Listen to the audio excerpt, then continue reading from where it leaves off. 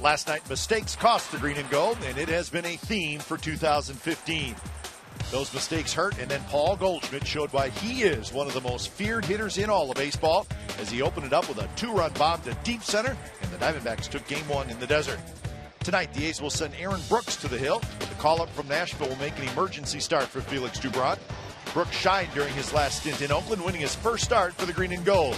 It's game two, A's Diamondbacks, next.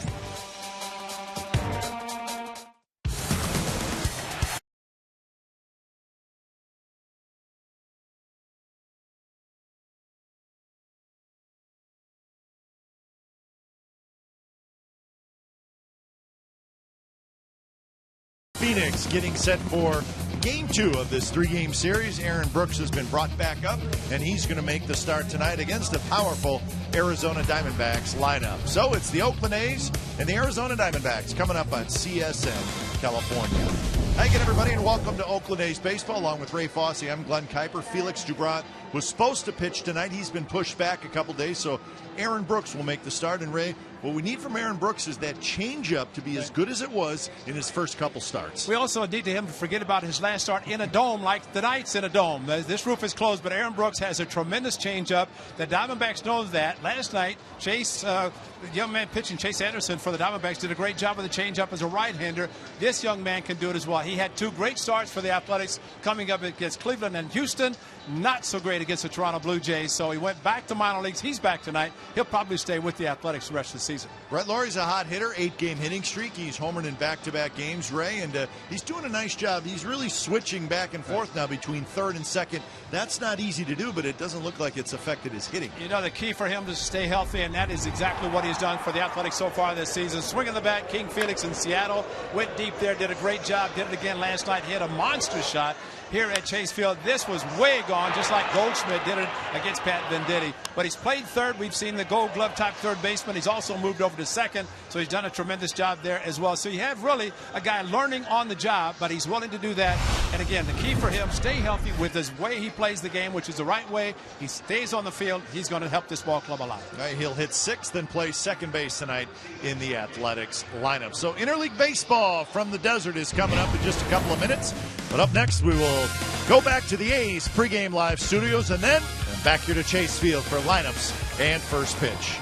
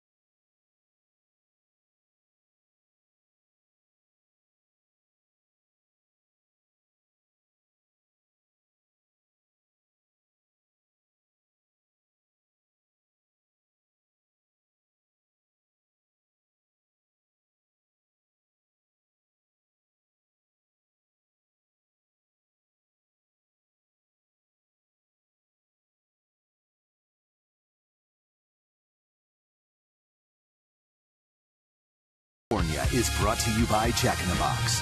Get the new Steak and Egg Breakfast Burrito at Jack in the Box.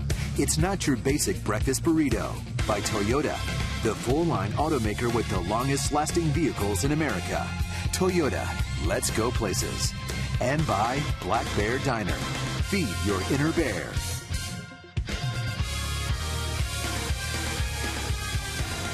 So the Arizona Diamondbacks, wearing the black tops with the white pants tonight, take the field behind their starting pitcher, Jhoulys Chacín, as we are set to go for Game 2 of this three-game series. Diamondbacks won last night by a final score of 6-4. Game time weather for tonight, presented by the Santa Cruz Beach Boardwalk. Get to the beach. The admission-free boardwalk is now open daily. Outside, it's 110 degrees, and it's all of that, folks. Trust me.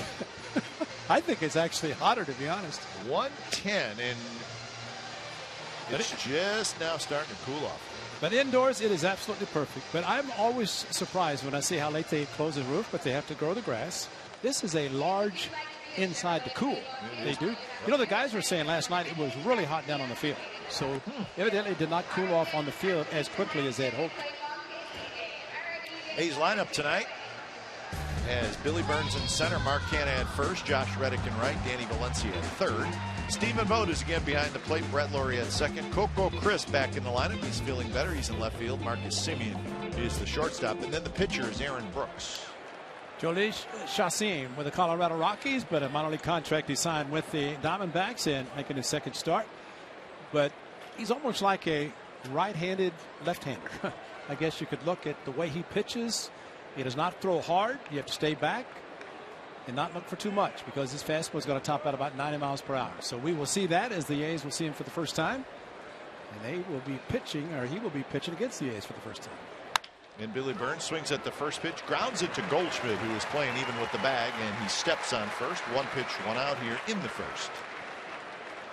Chase Anderson last night threw 12 to finally get Billy Burns out. Tonight it takes one for Chacín. Peralta, Pollock, and Inciarte is your outfield for the Diamondbacks. Plenty of speed out there. Then Lamb, Ahmed, Hill, and Goldschmidt around the infield. And Wellington Castillo is again behind the plate doing the catching. A's come in 55 and 74. They've lost 3 in a row. They're 25 and 38 on the road. So they won that first game in Seattle and then lost the next 2, and they lost last night.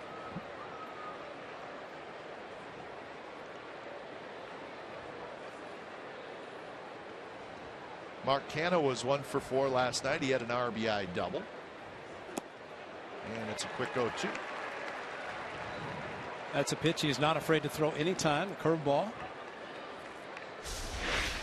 He has a mix, curve slider change with a cutter and 2 and 4 seam. And that was a curveball out of the strike zone. And again, be patient, stay back, and almost think opposite field if you're a right-hander. Same for a lefty. Another off-speed pitch. Breaking ball. Pretty good pitch, maybe just a touch low. These are the numbers. It's only 1 start, so that certainly could change as the rest of the season goes on, but that's how he broke it down in that 1 start. So just second start for Chacín. And a good breaking ball, and Canha strikes out. Kind of a sweeping breaking ball that time.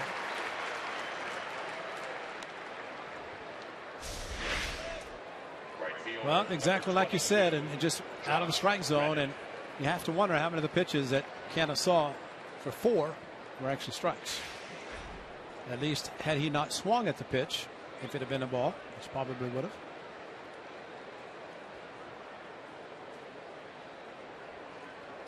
So Reddick steps in. Reddick hitting .278 with 15 home runs and 65 runs batted in. Reddick was 0 for 3 with a walk last night. A's had 4 runs on 8 hits last night. They had 3 doubles and a home run. Went 1 for 7 with runners in scoring position.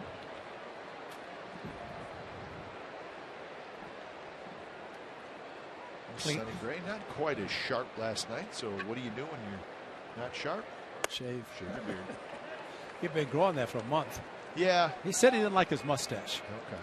So mustache was a little weak coming in, so I guess he decided to get back to the young look. He could pitch like a big, old-fashioned adult, but he does look young, which is good. So 3-1 now to Reddick.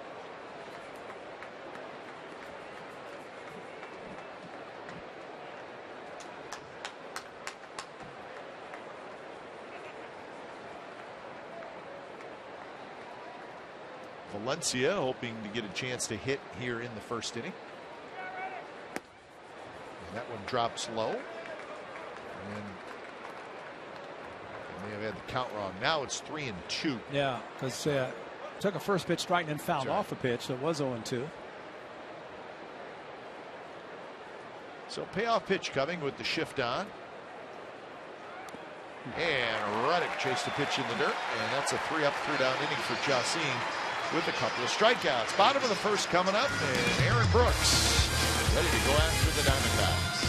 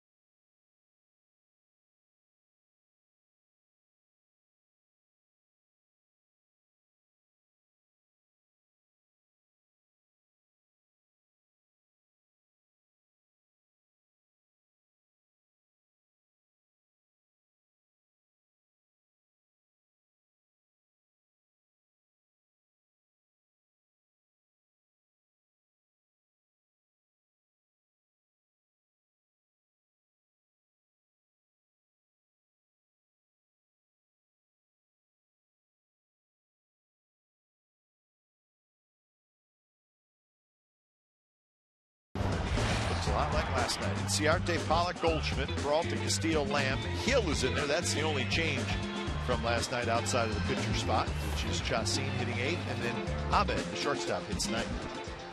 Aaron Brooks making the start, his 4th as a member of the Athletics. The first 2 were outstanding. Cleveland and Houston picked up his first win against Cleveland. Had a chance for a win against Houston, left with the lead, but the A's ended up losing that game. But against Toronto, a game he'd like to forget. And after a quick appearance out of the bullpen, sent back to AAA, and now back in the big leagues. And I think he'd like to stay here. And with the September call-ups appearing on Tuesday, he might go back briefly, but more likely would be coming back. I was just thinking, I know I mentioned that in the open, but Max Muncy went down. He would have to wait 10 days, or at least till Tuesday. But after tonight, it's not going to be available for a while, so they might send him back until the Tuesday call-ups. We shall see.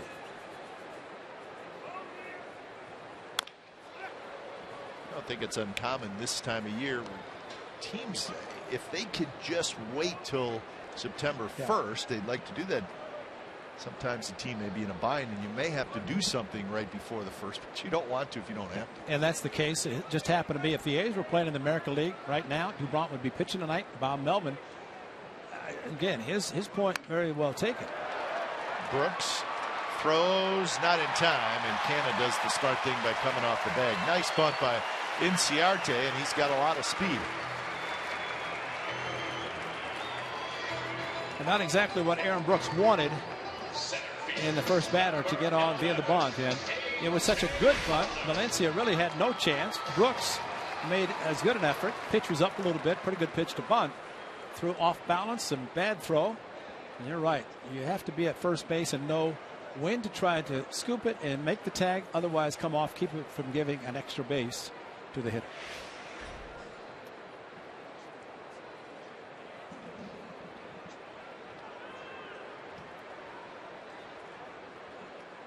Here's Pollock. And Pollock bounces one over the head of Valencia into left field for a base hit.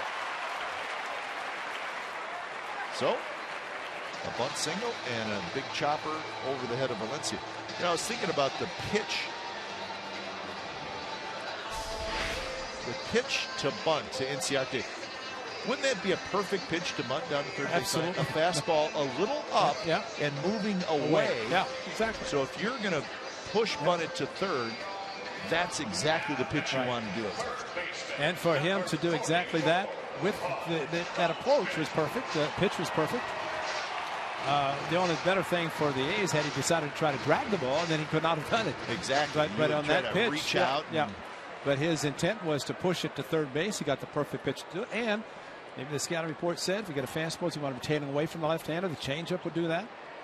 And what happens too sometimes, Ray, when the ball is moving away like that, it hits the end of your bat. Yeah. That's what you want. Right, exactly. You want to deaden the bunt a little bit. So the guy would be bunting now at first and second, nobody out, huh? Yeah. Goldschmidt? Goldie's going to be bunting here. First pitch strike to Goldschmidt. You'd like to see him bunt, but he's not. Big numbers. Very easily could be he may be the leading MVP candidate in the National League. Probably either him or Harper.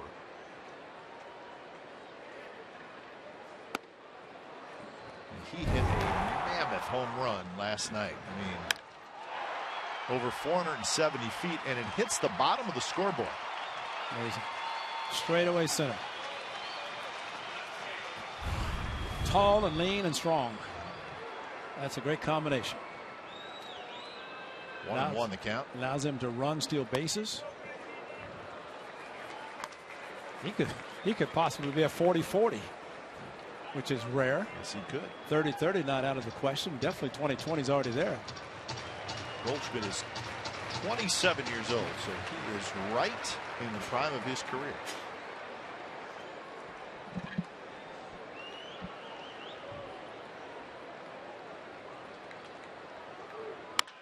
That one hit hard but foul. It was the changeup. It was up a little bit, but Goldschmidt out in front. So 2-2 the count. He's got a little bit of an uppercut swing as he lays the bat kind of perpendicular to the ground and then gets up in the hitting zone. But that pitch that he just swung at had the uppercut swing. Kind of an uppercut swing on a hanging slider last night and uppercut it to the scoreboard in center field. Watch, he drops the bat straight down almost, and as the ball is coming, watch it get in the hitting zone.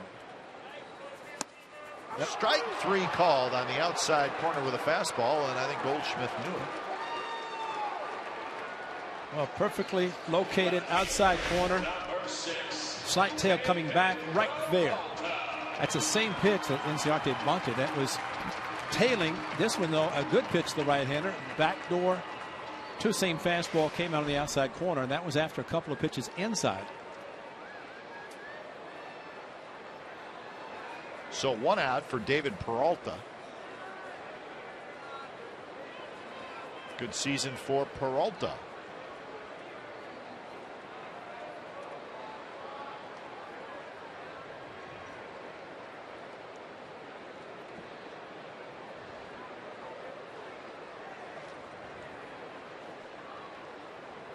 Peralta last night was 1 for 3. He had an RBI double. Swinging and a miss with the changeup, keeping it away from him. That's a great pitch, moving away from the left-hander. Pull the string and get that kind of movement. Outside corner target. He hit it and then some. So it's a good target to throw at, and then to have the movement off the plate. 0-1 pitch, threw it again, and Peralta swung and missed again. At that time, he quick pitched, but didn't look at second. Almost intentionally came to set position and quickly going to the plate, but never looked back at Inciarte at second.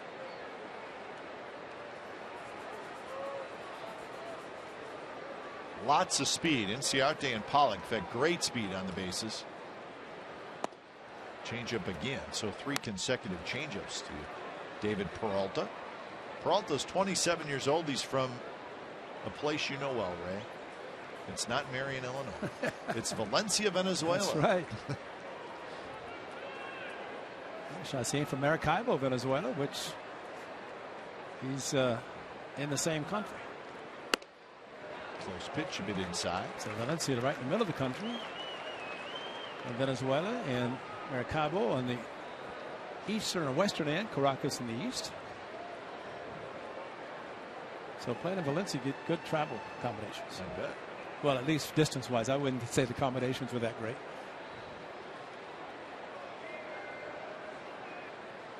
And he got him swinging, and he stayed with that changeup. So, back-to-back strikeouts, 2 away now. Wellington Castillo coming up. The A's defense has Crisp, Burns, and Reddick in the outfield. Valencia, Simeon, Laurie, and Canna on the infield.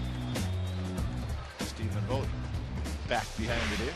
He took one outside and then came back, did Brooks with another one. And there's the old saying right there. You can throw multiple change-ups. Hitters never think you're going to continue to do it. He did it, got the strikeout.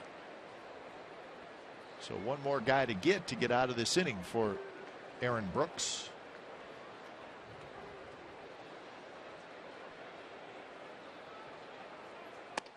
Fastball inside at 90 miles an hour. Castillo 252, 17 home runs and 42 RBIs. Similarities in the two pitchers tonight. Neither will throw hard with a fastball, not overpowering, have to rely on control. Just a little difference as far as major league time. Chacin a little bit more than Brooks. Brooks has a chance to be good himself.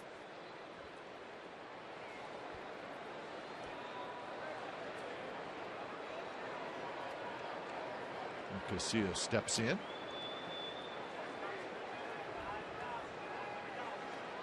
It's been an interesting year for Wellington Castillo. He started the season with the Chicago Cubs, but then was acquired by the Mariners on the 19th of May for Yorvis Medina. And then not long after that, June 3rd, that was the Mark Trumbo deal. Yeah.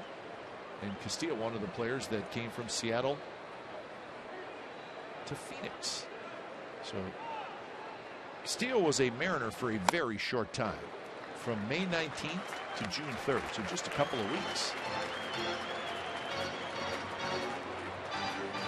Probably two areas of baseball, pitchers and catchers, are hot commodities. Yep.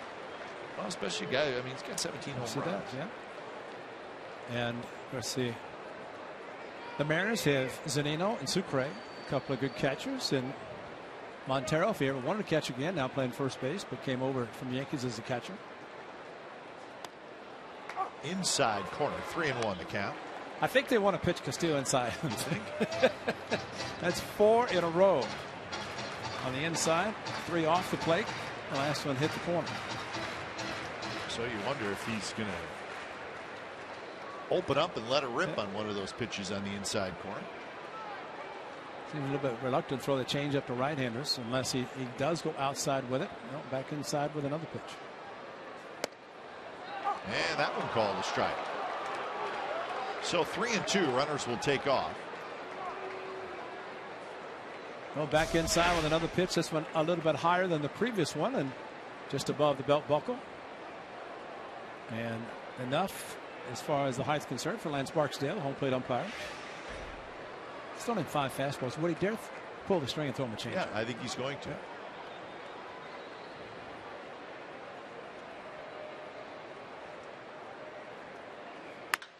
And it's hit hard. Valencia juggles, straightens up, throws low, and Canna, what a play. If Canna does not make that play, the run comes in to score. Easy, maybe 2. Inciarte had already crossed home plate, so a hard hit ball. Valencia stayed with it, and watch Mark Canna dig it out. Very nice play.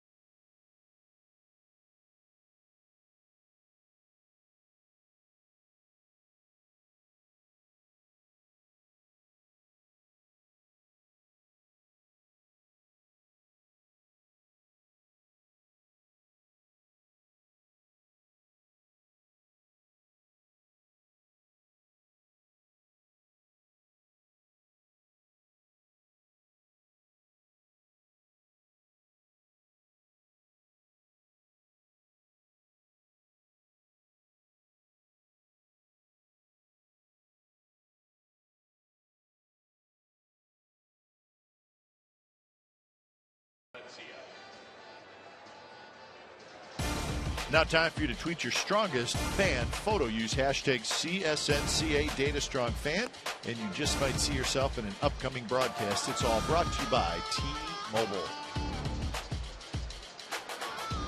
Second inning from Chase Field here in downtown Phoenix. Aaron Brooks escaped the jam in the bottom of the first. See if the A's can get something going against Jhoulys Chacín.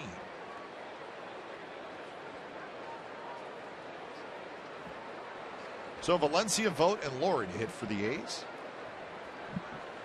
Pep, I've always believed that sometimes when you get base runners, and if you're facing, in this case, the A's facing the Diamondbacks, certain guys come to the plate, you know they're not going to bunt.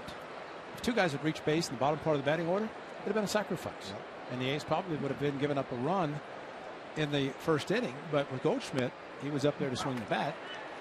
But here's the play at the end of the inning. Cap, you're right. If Canada does not come up, look how a couple of steps he took. Now, granted, you have a catcher running. My question, and let me get a chance to ask him later, did he bounce it intentionally? If he did, you want to start a little bit farther out. He almost handcuffed Canada. I mean, he made a great play, Canada did. But I think when Valencia took a couple of steps, maybe he didn't have a good enough grip. And then when he threw it, he had to hurry it and threw the ball on the ground. Yeah, Canada never really had it in the pocket of his glove. No. It was on the lower part of his glove. Left field and deep. Peralta racing back, and it's off the top of the wall. And Valencia will have to hustle into second with a double. Missed a home run by about a foot, maybe less. You always run. You can always shut it down, but run hard just in case. And as a hitter, you know when you made good enough contact, maybe to get the ball out. And Valencia knows this is a hitter's part. Got a hanger, an off-speed pitch, something that he's hit well. And hammered it off the left center field wall. Looked like it might carry. Long part of the park, though, to get out. And just below the yellow line. Peralta got the ball back in quickly, but you have to think, too. Shut it down. You can always try. So here's Vogt. Vogt hits one high and deep to right. And look out in the pool. And Stephen Vogt finds the pool in right center, and the A's find themselves with a 2-0 lead. Splashdown. That is a splash. That's great.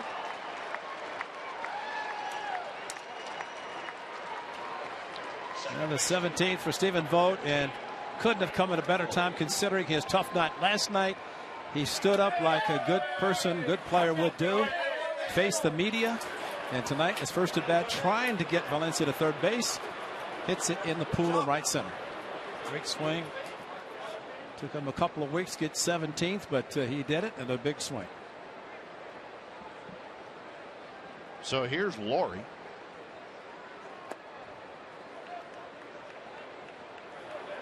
So 17 home runs and 65 RBIs now for Stephen Vogt.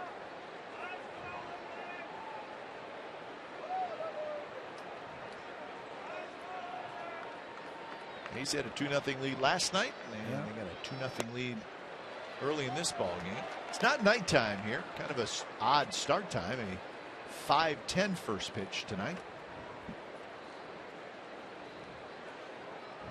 Tomorrow's about the only normal time of the three-game series. 6:40 local time last night. Chacín grabs it. Let's take a little look at Stephen Vogt. Splash down into the pool in right center. Oh, what a great swing with Stephen Vogt. And that's a pitch, and Chacín knew. Just look at Chacín go down to his knees. Stephen Vogt flipped off the protective guard. And this is the best shot here. You don't see this very much in Major League Baseball. Watch this. Splash. Oh. That's great. Anybody in the pool? Yeah, there's people in the pool. You see at McCovey Cove, but no kayaks out in the pool. Not this pool. That's a good point. Coco takes a strike. Kevin's talking to Aaron Hill, who's playing second tonight, but his great at bat last night when he hit the ball to right center. And I said, that's a pretty good approach. It was 2 strikes. He said, you have to. I said, yeah, but a lot of guys don't.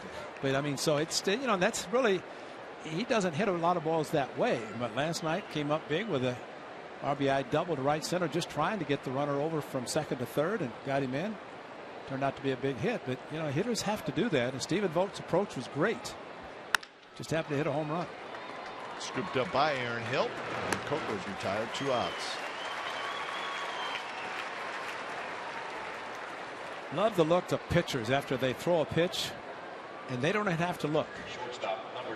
Their reaction is, as Chacin just went down, both hands on his knees, and he just waited. Stephen Vogt didn't miss it. Said it was the toughest night in baseball he ever had last night. He was saying, I was thinking it's been a while since I've had a pass ball. I've been blocking all these pitches in front of the dirt. He said with a matter of 2 batters, I've had 2.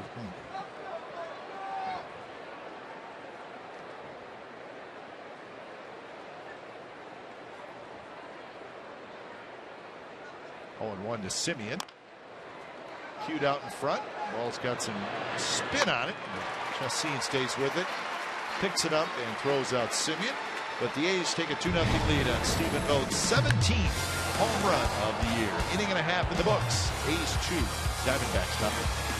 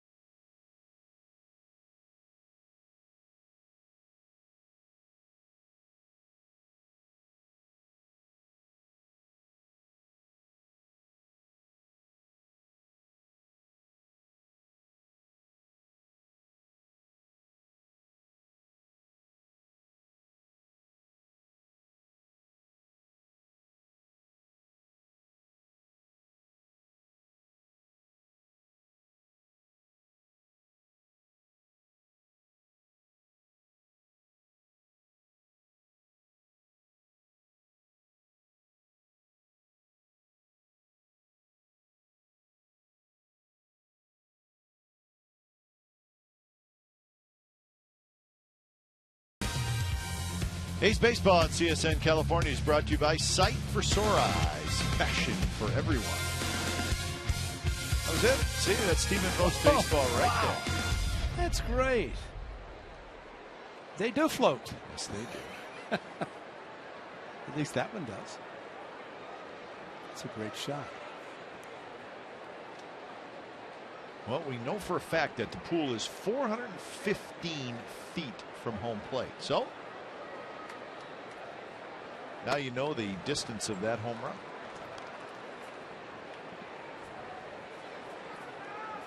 Yeah, I think there's a lot to be said about players who will stand up. I know Dennis Eckersley for many years. He gave up one of the biggest home runs in anybody's career. World Series, Kirk Gibson, you know, it's shown forever. He stood up. He said, hey, I made a mistake, gave up a home run. Yep. And what Stephen Vogt did after last night, I mean, 2 pass balls, turned out to be 2 unearned runs, and you know, whether it cost the game or not, but he faced the music. And for him to come out tonight and hit a 2-run home run, that says a lot about Stephen Vogt. Sonny Gray did not get the win last night. Matter of fact, got the loss. He was not critical of his catcher. All things were good. Jake Lamb is called out on strikes. And this ball, he went down to block it. We talked about his glove and how it turned. Actually, that was the one that cut on him, and this is the one that he thought was going to block. The breaking ball, Goldschmidt ended up reaching first base on the pass ball, and then both runs ended up scoring. But the first one, he said, is supposed to be a 4-seamer cut. So you expect in one pitch, and it does the opposite. And with Goldschmidt, he actually turned his glove, started to because he thought it was going to be in the dirt, and then realized he had to catch it, turned his glove, and that's when it hit hard.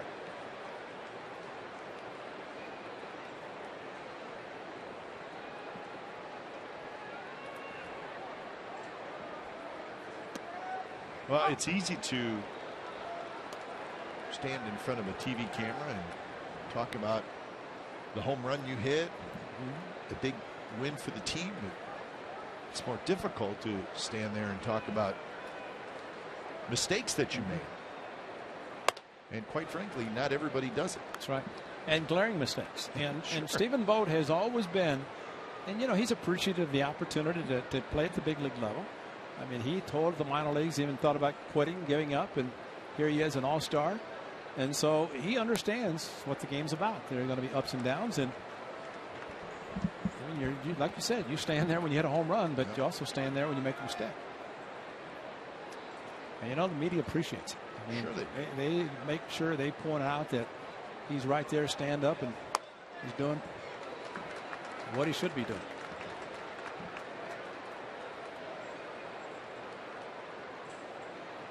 Umpires tonight, that's Lance Barksdale calling balls and strikes.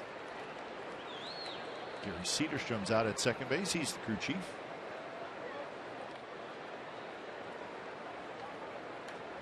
Well, not only that, Ray, not only does the media appreciate it, but your teammates see it as well. Yeah, good point.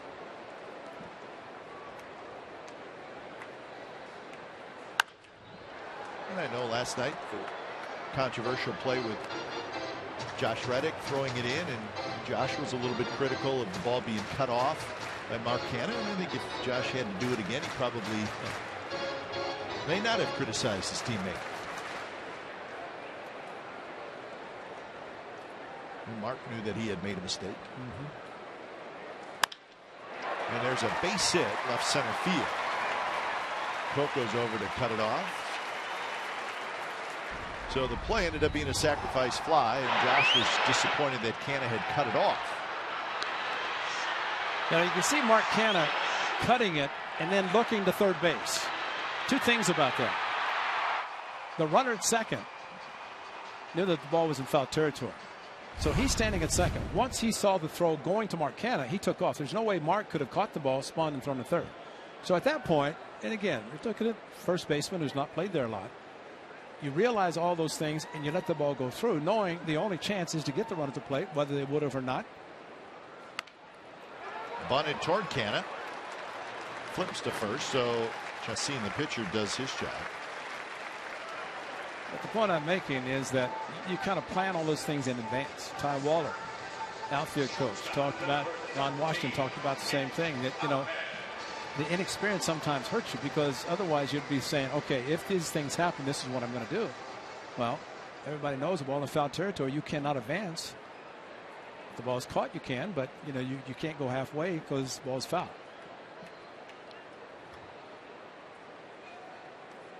Nick Ahmed steps in. Ty Waller in charge of the outfield. He's always got his eyes on his three outfielders, making sure they're in the right spot. First pitch is inside to Ahmed. 0 for 2 last night for the shortstop. Hitting just .215 on the year.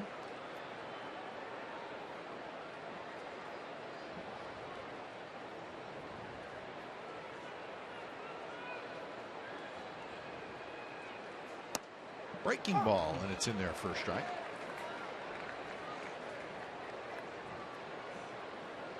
Well, for Aaron Brooks, coming in from Tacoma, where the AAA team's playing, comes into Arizona. A couple of runners on to start the game, gets out of the jam. Runners second base with 2 outs in this inning. So a lot of work for him already in this game. Stranded 2 in the first. Got a runner at second here in the second, and 35 pitches thrown.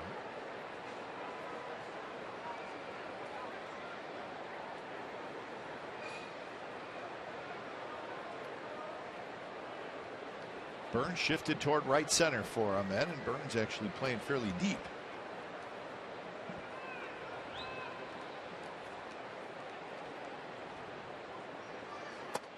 And that pitch is high, and now it's 3-1. So Brooks goes for a little walk.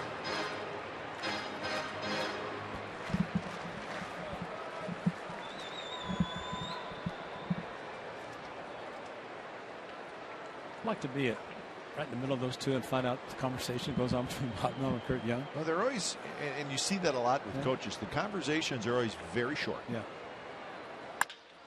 Hit hard, scooped up by Simeon, throws low, and Canna digs it out. And that was a Simeon changeup, and Canna has made 2. In fact, Canna saved 2 runs in this game. Right.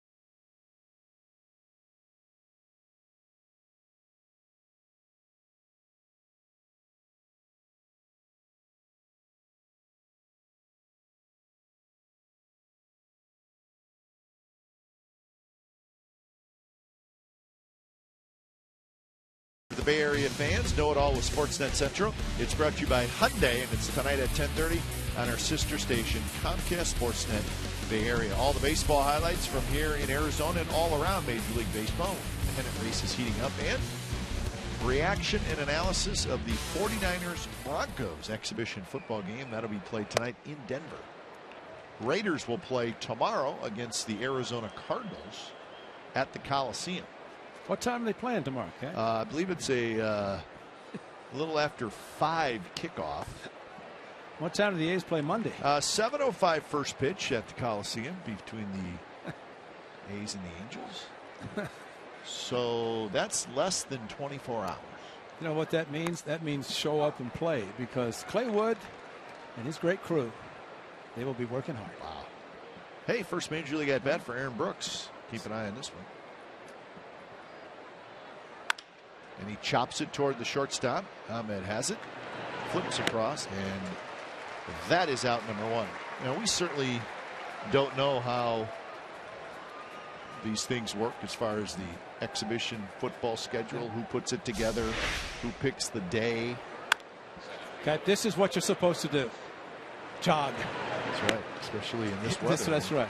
But I thought it's humid down there. When Rich Harden did it in St. Louis, outdoors, he never came back out. Somebody told Brooks, if you hit the ball, you jog to first base. You do not want to expend all your energy. But anyway, about the Raiders. Well, like I said, we don't know how these things are scheduled, but there's like 7 NFL exhibition games being played right now, tonight. Saturday night. You know, why couldn't the Raiders play on Saturday night? Yeah, they knew the or baseball Friday. schedule. There was a bunch of games played last night. And it is exhibition. So now the Raiders are playing at 5 o'clock tomorrow night, with a baseball game set for 7 o'clock Monday night. Amazing. It's just a little strange. I mean, because it's not like the regular NFL season when the games mostly are played on Sundays. I mean, it's putting a lot of pressure on the good folks that changed that stadium from football to baseball. Off the glove of Chacin, and it's headed into center field for a base hit by Billy Burns. So a 1-out hit for Burns. I think Chassin got his glove on it. Came pretty close if he didn't. Let's see on the replay to see. And yep, you're right. Bit. Yeah, it long webbing did move a little bit, but kind of deflected it. Not quite enough over to Aaron Hill for the put out. So here's Mark Canha. Canha struck out swinging in the first inning. Canha's been the defensive MVP in this game, and we're only in the top of the third. Burns runs. Castillo's throw is in time, and he's out. And Burns might have hurt himself. Castillo with a very quick release, and left hand. Really Burns is holding his left hand, yep. And that's a little scary. And he must have jammed it hard into the bag. Let's watch the left hand. He's looking back, and quick throw by Castillo. Head first slide. Either that or the left foot.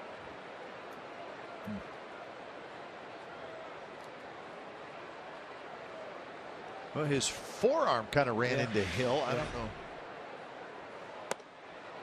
Yeah, you're right. It could have been the forearm. Something on the left side.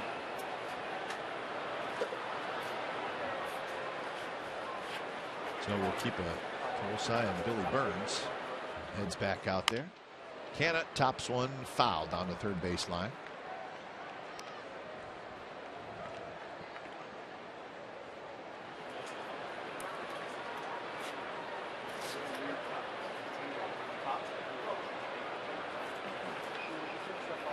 Well, it is one of the risks you take with that head first slide, Ray. Your hands, your fingers, your wrists, it's all kind of exposed to the bag and the feet of the defender. A lot of different things.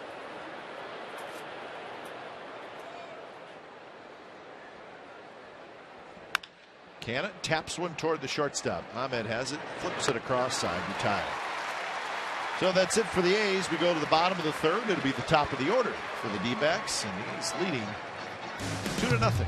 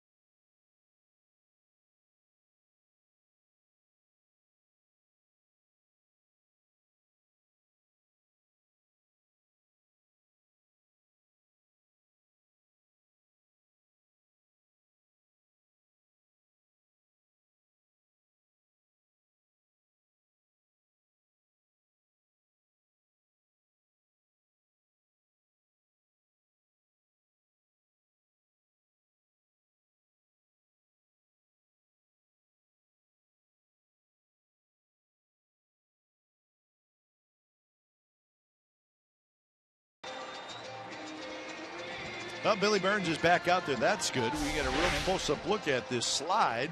And again, it's the left hand, wrist, forearm area.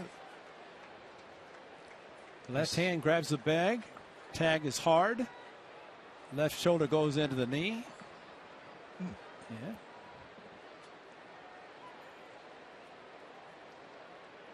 Short hop and. Yeah, I thought maybe the forearm hit the knee of Hill, but on that replay, it doesn't look like it did. So maybe it was just a jam of the wrist. Well, the one thing you notice, and we talked about the Orioles and their way of catching the short hop at second base. We just saw it tonight. Ciarte right back over the head of Brooks and into center field for a leadoff single.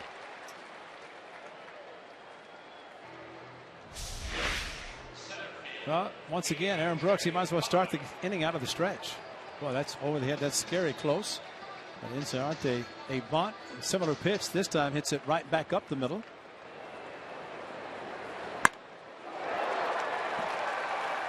So hit number 4 for Arizona, and now it's Pollock, Goldschmidt, and Peralta. So this is where the Diamondbacks get dangerous because they got power and they got speed. First pitch is a strike to Pollock. Pollock bounced one over Valencia's head and into left field in the first inning.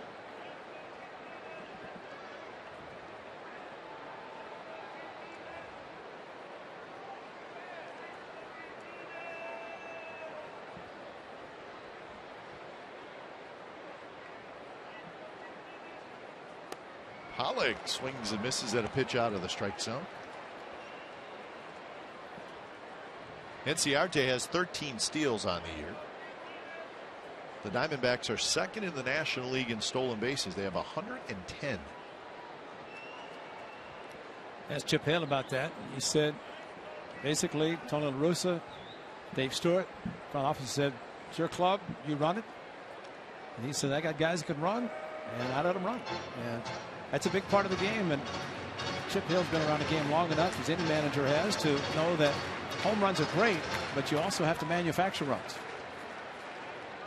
That's pretty impressive right there. Leading the National League in runs scored.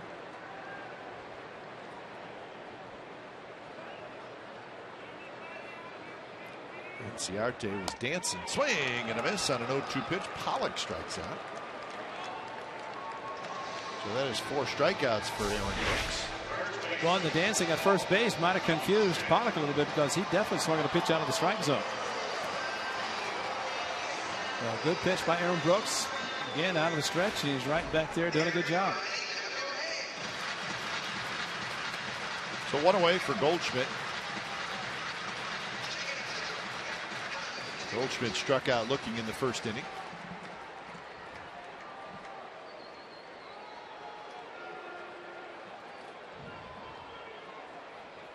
So 1 for 5 in this series. That one hit, of course, the home run last night. Maybe Aaron Brooks didn't get here in enough time to watch what he did last night. Stay away from the highlights. That ball. Whew.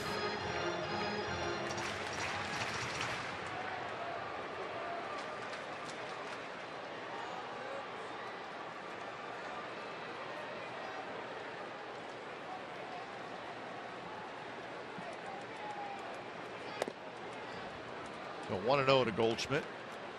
A's actually play Goldschmidt in the outfield to hit the ball toward right center. Infield, pretty straight up, double play depth. Reddick in right field takes a few steps to the right, he can go swimming. That's playing deep. That's right. That's respecting the power. All fields, Paul Goldschmidt.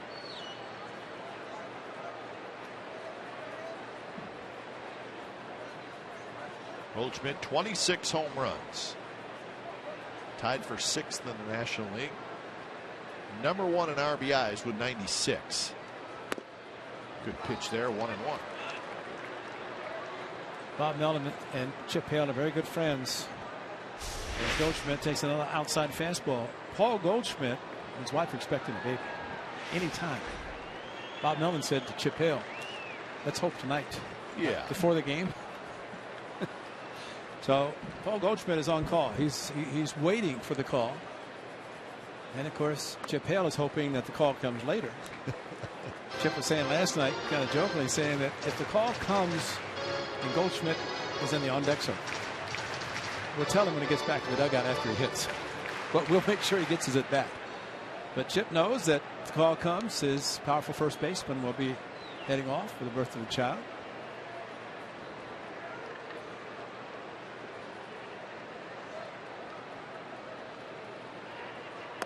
Goldschmidt lays off a slider, 3-1. Diamondbacks will go to Colorado after the game tomorrow. They'll play 3 in Colorado, off day on Thursday, and then 3 in Chicago.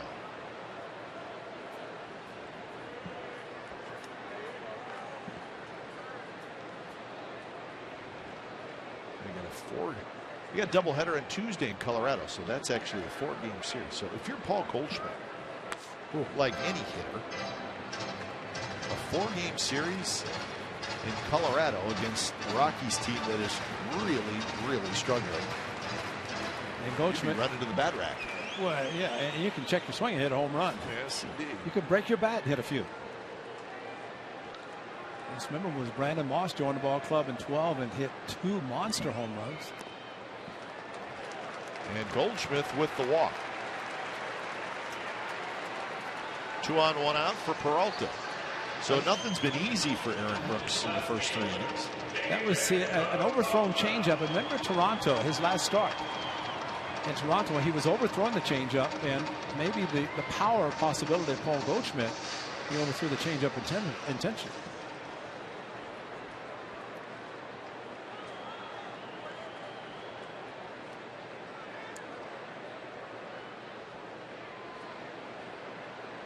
There's the breakdown. Not a great ball strike ratio, even though that was the first walk issued by Brooks.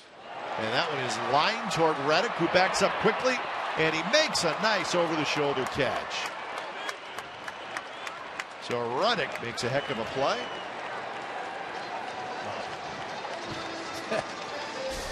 A little tip of the glove from Brooks. I mean, that was a hit him hard, and he got on top, some top spin, kept it in the park, fortunately. But you think about an outfielder, how much they work at playing the position, because there's no panic in this. Just reaches up, and those fans saying, oh no, robbed him of extra bases.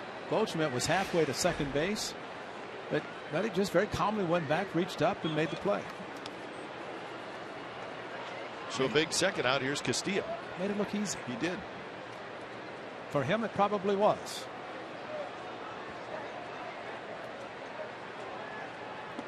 Castillo grounded out to Valencia to end the first inning with a couple of runners on. Canna made a nice pick on the throw. But I agree with you, your assessment of the plays by Mark Canna, the MVP, because they're 2 runs. Yep. If he doesn't make those plays. And that's a great point. That's why a first baseman's good. Ike Davis, who just had successful surgery yesterday on the hip, is very good at first base, picking the low ones. And Mark Canna has shown that as well.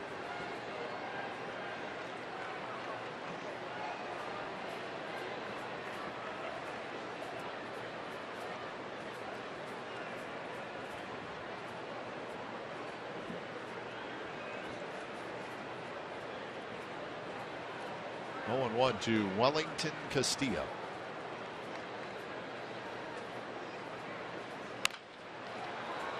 Simeon has it. He'll go to second, and it's a close play. They just get Goldschmidt side retired. So 2 more runners stranded.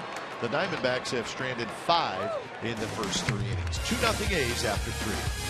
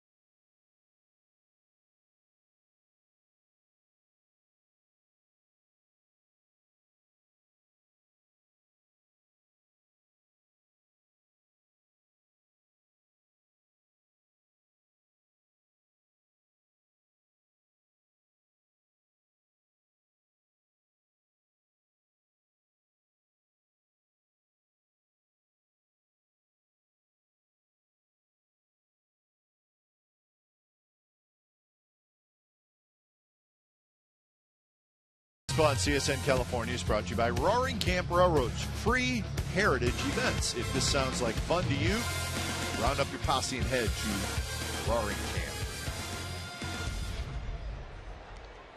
A's 2, Diamondbacks nothing. It's the top of the 4th inning from Phoenix, Arizona. Interleague baseball. A's are 8-7 in interleague play this year, and the Diamondbacks are 10-5. So one more interleague game tomorrow, and then the Giants come to the Coliseum for the final 3 home games of the year. And those will be the final interleague games. Tomorrow, the last time an A's pitcher will actually hit this year. Right. 3 at the Coliseum. DH will be used. Next year, the A's in the American League West will play the National League Central.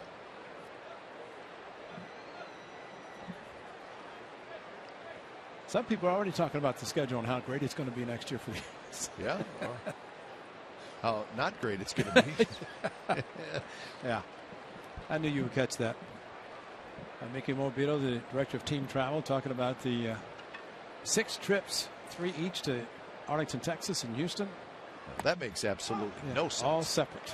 6 different trips. So the A's and the Mariners next year each will do that. Mariners do the same thing. Oh, wow. And the point is, why not play Houston and Texas, Astros and the Rangers on the same trip? At least once. That's too logical, Kite. Because it is logical. What am I thinking about? But it is what it is, and that's as far as the scheduling. And I know there have been some comments from the league office about we tried to get 30 teams and trying to accommodate everybody. But you know, they start from the East Coast and work their way west. Yeah, I think so. But Mickey does a great job, and you know, get the schedule, try to make it as easy as possible on the travel. And of course, the teams on the West, teams on the East really have the most travel. But it seems like the teams on the West travel more back east than the teams on the East go west. Of course, in the AL West, you have 2 teams in Texas, and that's a 3.5 hour flight from the Bay Area. That's a good point. Central time zone. Yeah.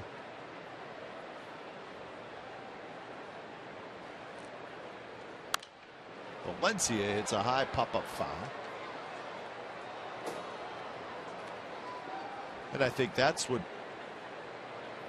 really one of the reasons why, as far as travel, amount of miles, the AL West is always going to be the most traveled because you have the trips to Texas. Yeah. The National League West, the furthest they would go would be Denver.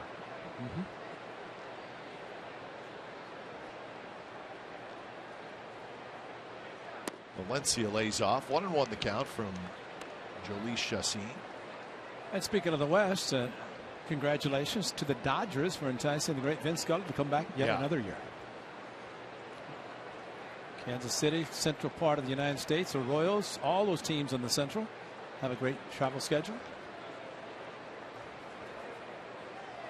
But what a nice tribute to the great Vince Scully when it was announced last night that he was coming back for the 2016 season. Standing ovation from the crowd. I mean, that's exciting. That is great. I mean, think about the all-time greatest, Vince Scully, and again, was 67th season? 67, yep. Wow. Started with Valencia way out in front. He did say, though, he said, you know what? 2016 very well may be my last one. Now, hopefully that doesn't come to play, and hopefully he keeps doing it. But amazingly, and we know as we sit here and we talk, he does it by himself. Yes, he does. Just all 9 innings, simulcast the first 3 on radio and TV. And he never gets sick of himself. Never. And that's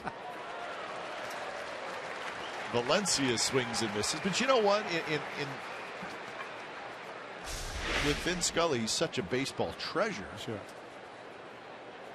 You would like to give him the proper send-off as well. You know what I mean? Right. Next year, if it were to be his last year. Right. I think But we're glad he's coming. Absolutely. And we noticed when we were at Dodger Stadium, right behind the broadcast booth, there was a little bathroom there that was built specifically for Ben Scully, because you do all 9 innings without a break, and you want to make it close as possible. I know. I went in there. It's great. He said, "This is Ben Scully's bathroom." He said the first thing I look for in every stadium is, where's the bathroom? Because he's got about a minute and a half to. Smart man. Yeah, he's got nobody sitting next to him, so you're right. 0-1 to Stephen Vogt.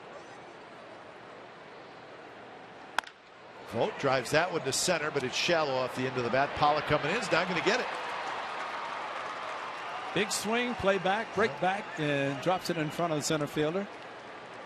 So a great job by Stephen Vogt staying inside the ball. This time did not have to get rid of his protection on his hand. But there's your end of the bat that you talked about right there, Cap. Only this is a swing, not a bunt. A bunt, that's perfect.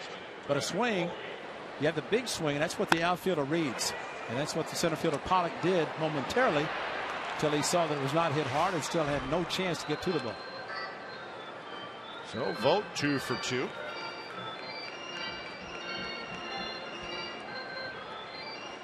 No chance for the A's to extend that 2-0 lead. In this ballpark, that is a good idea.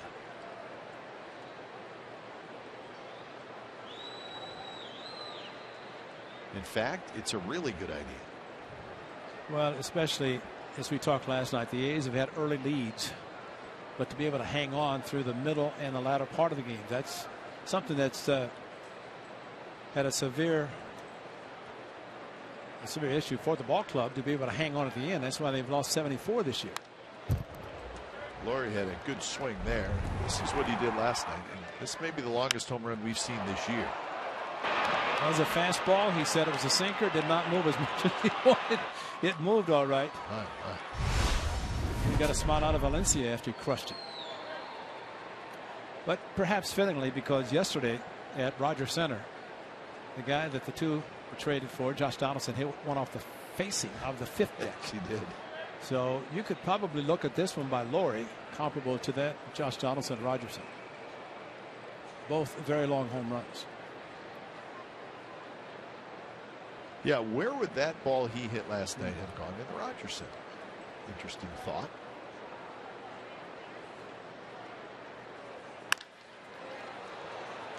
And he's going to flip it to third, and that's a nice play. So Ahmed, he made the right play.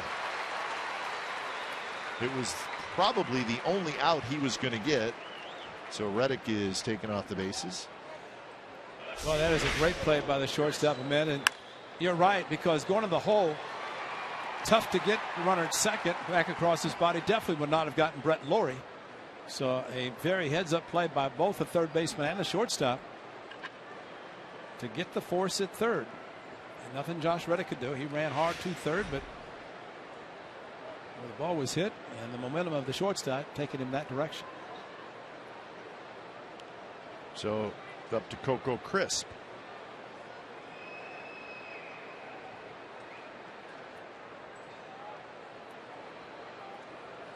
First pitch to Coco at the knees on the outside corner. So the Laurie home run last night estimated at 476 feet.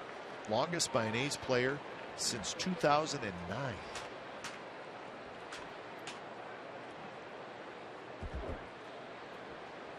So 476. It almost went into the front row sports grill. That's right.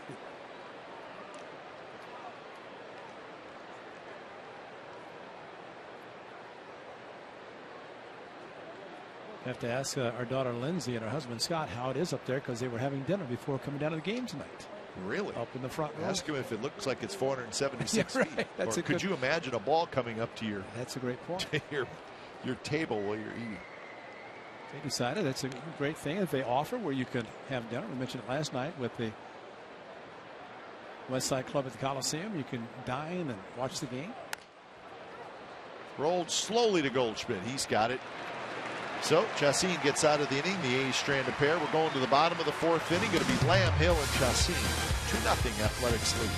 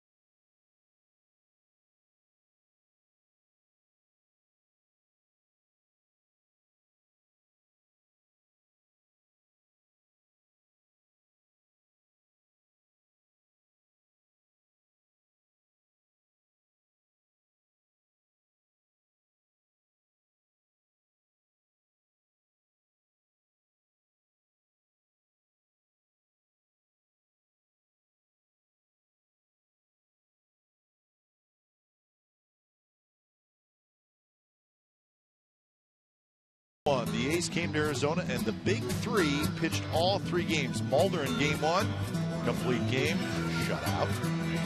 Hudson in game 2, complete game, 1 run with 6 strikeouts.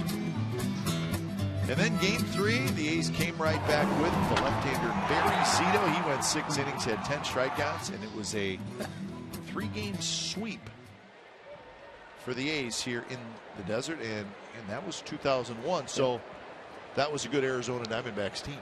That was the weekend before the All-Star break.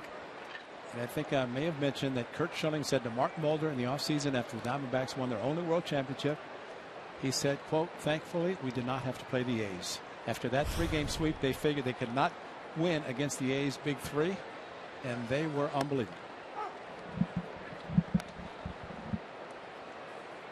So Jake Lamb to lead it off. Lamb, Hill, and then the pitcher Chacin. Bottom of the 4th.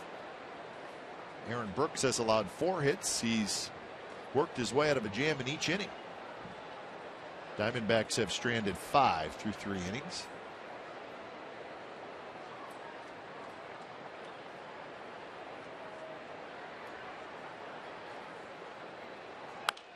Lamb pops this one up. Vogt coming over, but it's going to be into the seats.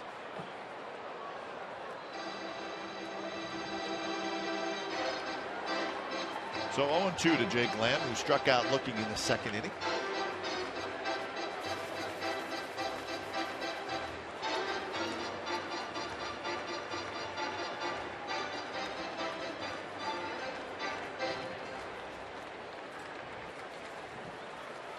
Aaron Brooks has left 5 on base the first 3 innings. Starts this inning, of course, out of the windup, but he has been out of the stretch 2 of the first 3 innings after the leadoff hitter. He did strike out Lamb to start the 2nd, but then went out of the stretch with Hill after Hill. A little flare. Coco comes in and he makes the catch. So Lamb had one of those last night. It fell for a hit, not tonight. And here comes Aaron Hill. Diamondbacks had 2 hits in the first. They had a hit in the 2nd, stranded a runner at 2nd, and they had a hit and a walk in the 3rd. So Brooks looking for his first 3 up, 3 down inning.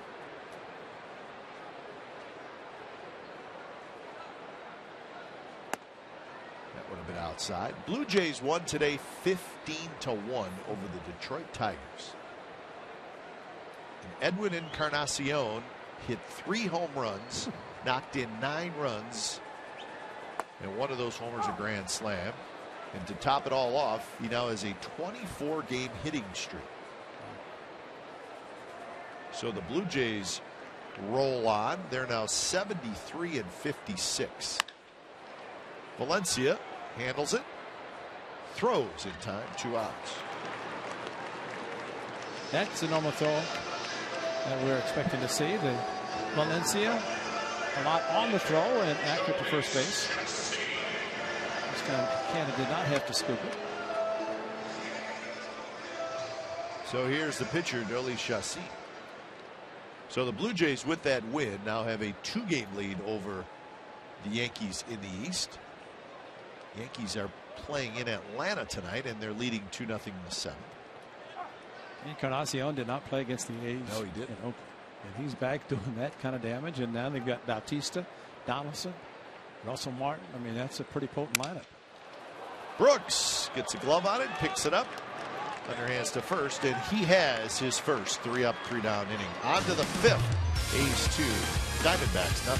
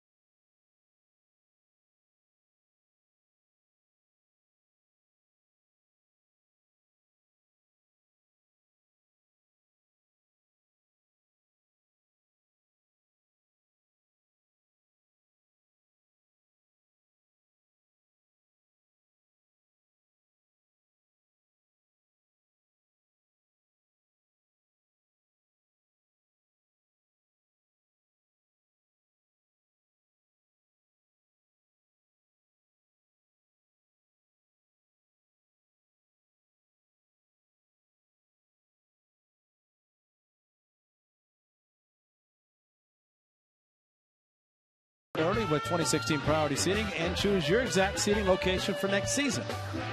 A's offer a variety of full and partial season plans that qualify for great benefits, including half-price parking, flexible ticket exchange program, and more. For more information, call 510-638-GO-A's, or you can visit athletics.com/2016, and it will be here before you know it. Yeah, we'll be right back here in Arizona. That's right. Down in the sun. Down in the sun when it's about 75 to 80, which is perfect. Just about right. You know, it was an unseasonably hot spring this year. You know, March it was very hot, yeah, but then it cooled off. Then it got hot again, which it normally does. Like right now. 2-0, the A's lead the Diamondbacks. It's the top of the 5th inning. Simeon, Brooks, and Burns to hit for the A's against Jhoulys Chacin. Well, the fact that you're saying Burns is good because that means he's still in the lineup after a headlong dive into second base. Simeon bounced back to the pitcher in the 2nd inning.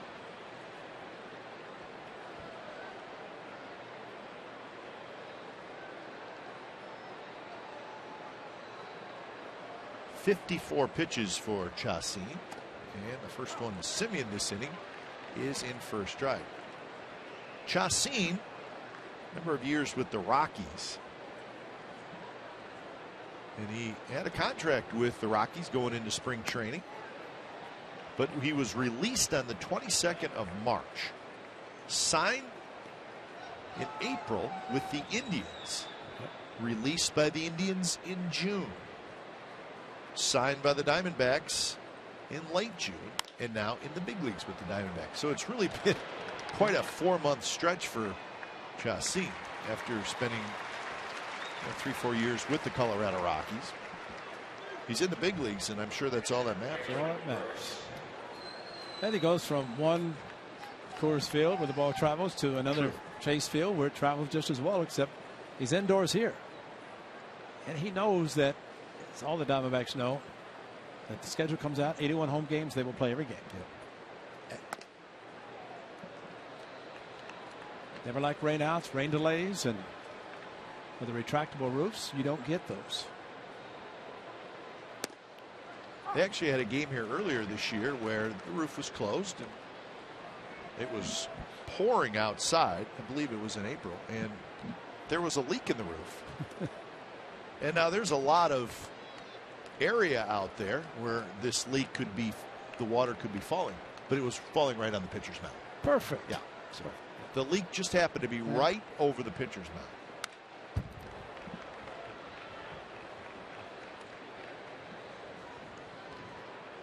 So they just put a big bucket. I don't know what you could do. Just climb up there and super glue it. Or somebody could climb up there and put an umbrella right above it. Going up no, I'm not either. Telling you that. You and I are not into the heights. No, never have been, never will be, and would never think about it. I mean, just looking up there, it scares me. Yeah. Much less standing up there. How about it? Tropicana Field, that catwalk up there. It looks higher than Tropicana Field, though. I think you're right. Right field toward the line, and Ciarte was playing over there. He's got it.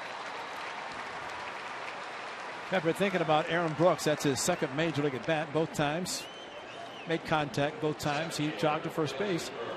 Evidently, Sonny Gray last night, when he had to hit, and then when he went back out for the 7th inning, he made note of the fact that in a National League park, it broke up his routine, that when he hit and did not have a lot of time to get set and go back out to pitch, and that's when he made some bad pitches, admittedly by himself, that he just was not prepared. And that's what happens when the teams come here. Now, before today's game, with the cage, pitchers were hitting for the Diamondbacks.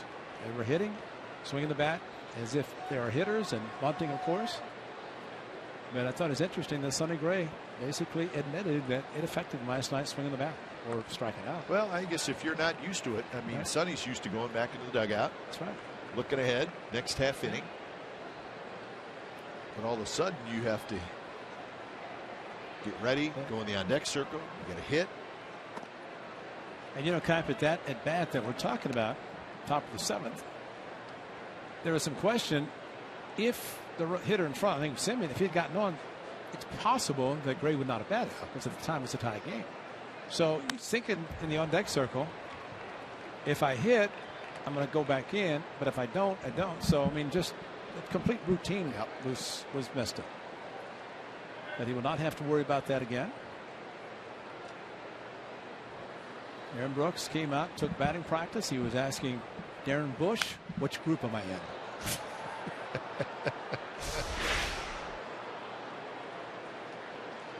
Yeah, he came out with a bat in his hand. And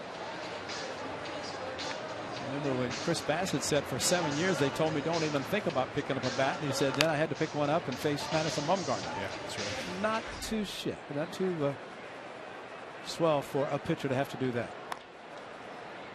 Billy Burns hanging in there. Count remains 2-2. Ground out and a single for Burns. He was thrown out stealing. That was in the third.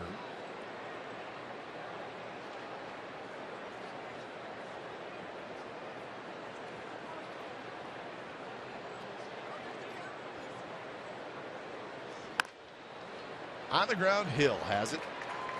3 up, 3 down inning for Chassis.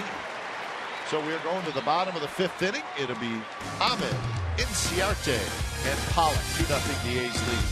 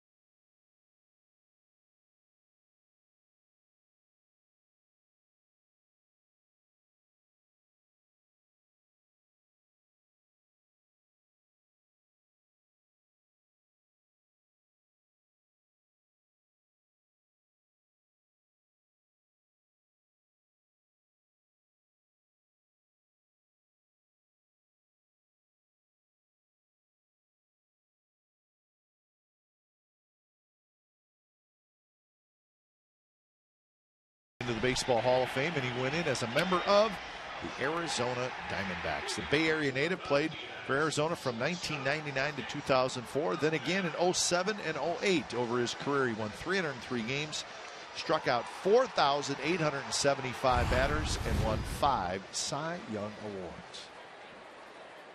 I would say that's Hall of Fame material. 22 major league seasons. Exactly.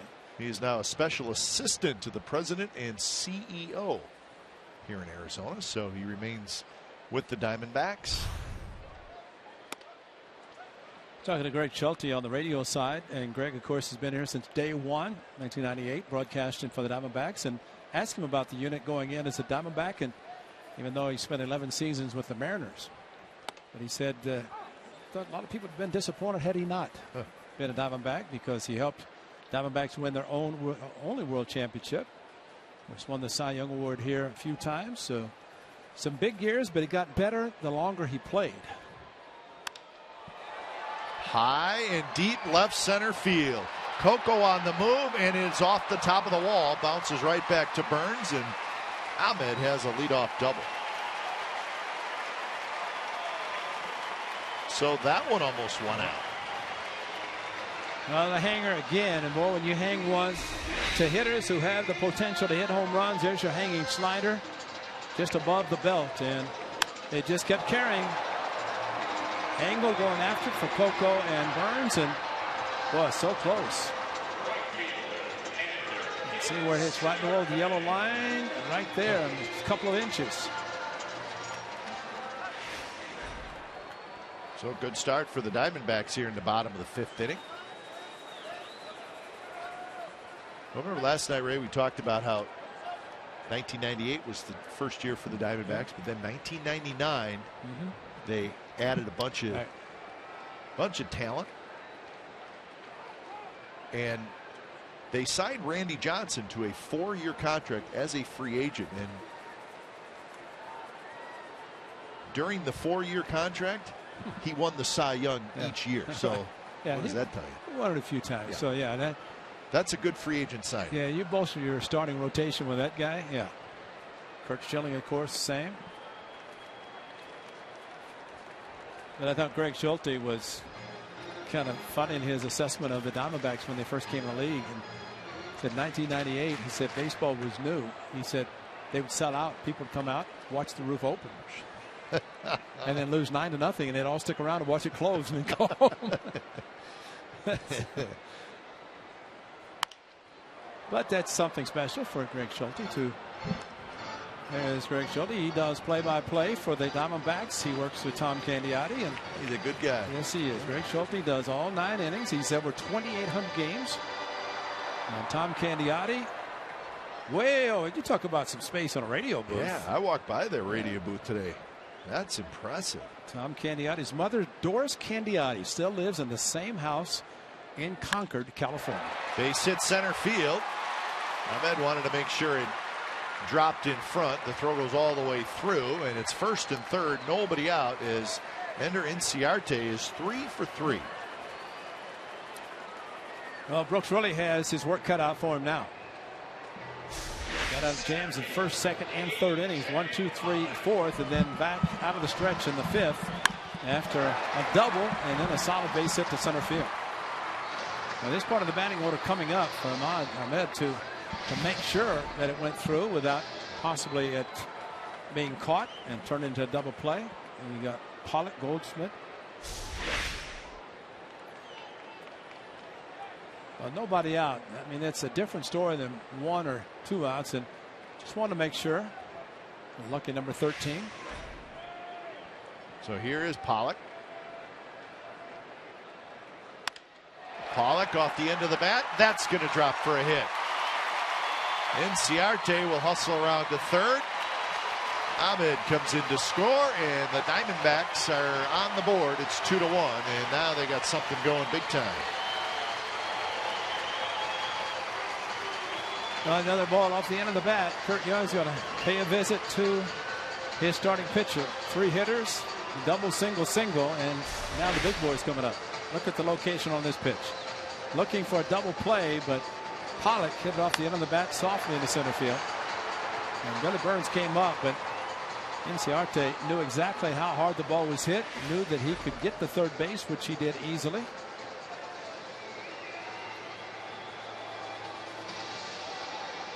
So last night, 6th inning when the Diamondbacks started their comeback. Tonight, it's the 5th.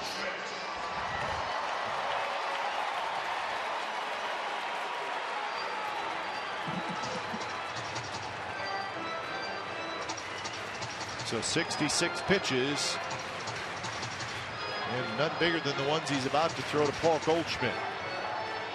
A run in, first and third, nobody out. And again, the A's will play back, hopeful of a ground ball. They would happily give up the tying run to get a double play ground ball from Paul Goldschmidt if he could hit the ball on the ground. Strikeout victim. He walked in his last at bat.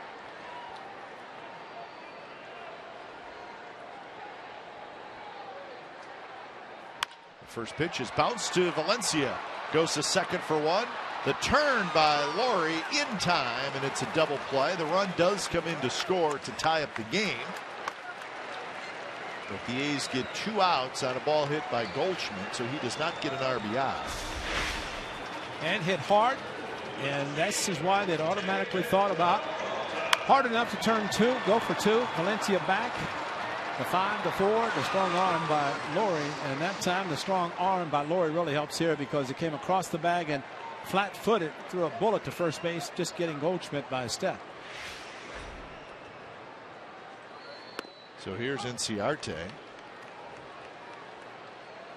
or Peralta, excuse me. Well, 3 consecutive hits, then you get a double play. You'd be happy to give just the 2 runs in the inning. Hit hard. Canna has it. Canna will take it himself. Side retired. So 2 runs on 3 hits for the Diamondbacks. So we are now tied 2-2 after 5.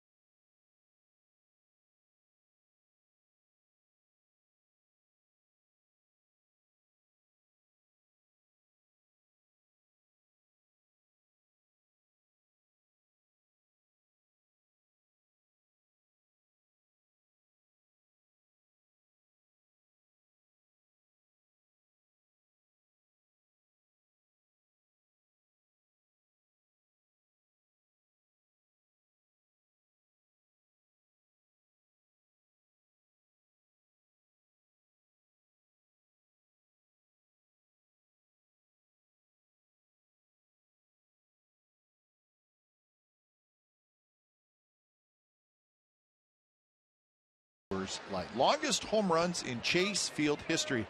Adam Dunn, 504 feet in 2008. Richie Sexson, 503 feet in 2004. And Tony Clark, 486 feet in 2007. So Goldschmidt and Laurie both got close last night. Adam Dunn, 504 feet. From the left side, that had to be up. Yeah, I was thinking, where would that have landed? Maybe hit the truck in right field. A whole bunch of people wearing orange up there would have gotten a souvenir. Somebody would have. That is a long way. Yep. All three of those no longer playing. Three very powerful hitters. Tony Clark now head of the Players Association. Right. He's got a lot of important business between now and the end of next season. There's the truck, and there are the fans dressed in orange. That's right. He's got to work on the A schedule. And work on the A schedule after the collective bargaining agreement at the end of 2016. Okay. All right, I see what you're saying. Okay. Yeah, first and foremost, the schedule for the A's, and then that little old collective bargaining at the end of 2016. No big deal. We're going to get this schedule thing straightened out. Well, labor peace over 20 years now. Yeah. Former Commissioner Bud Selig, very proud of that. And he should be. Yeah. It's been fun not have to worry about lockout, strikes, all those things, and we hope that's the same after 2016. And Canna swings and misses at an 0-2 pitch, so Canna 0 for 3 tonight with a couple of strikeouts. See, Mark Canna likes those guys that throw 95, 98. He doesn't like these guys that flip the breaking ball up and swings at bad pitches, and he's done that twice tonight, first and third at bat. Throw him an 0-2 fastball at about 96, he'll turn on it and hit a bullet somewhere. 6 in a row retired by Jhoulys Chacín, so he has settled in nicely. Vogt's 2-run homer, the only runs for the A's in the game.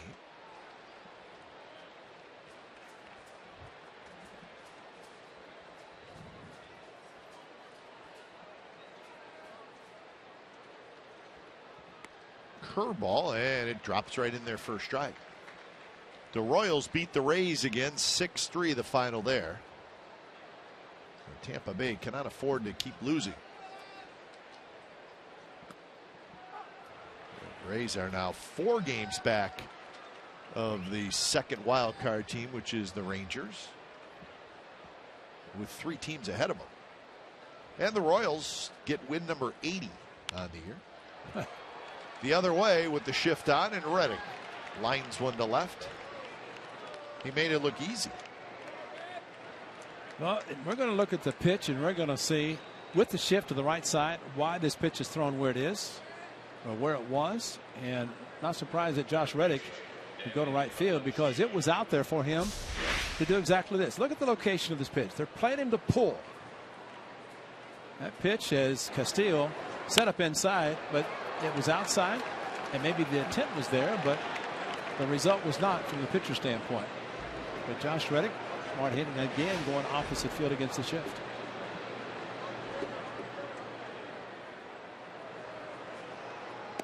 So the first pitch to Valencia is outside. We're not surprised by this graphic. Opposite field hits.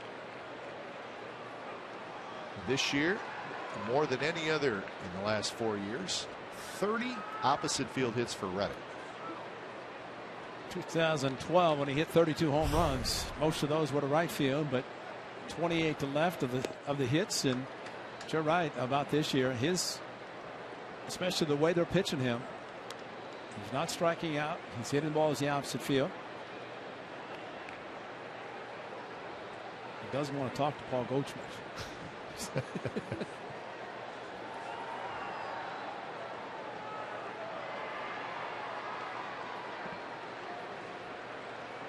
Valencia doubled high off the wall in left center field and then scored on the Vogt home run.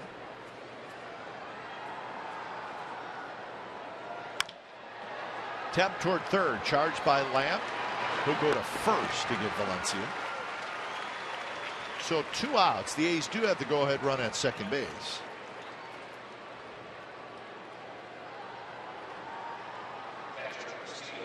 And it'll be Vogt, who's got a homer and a single.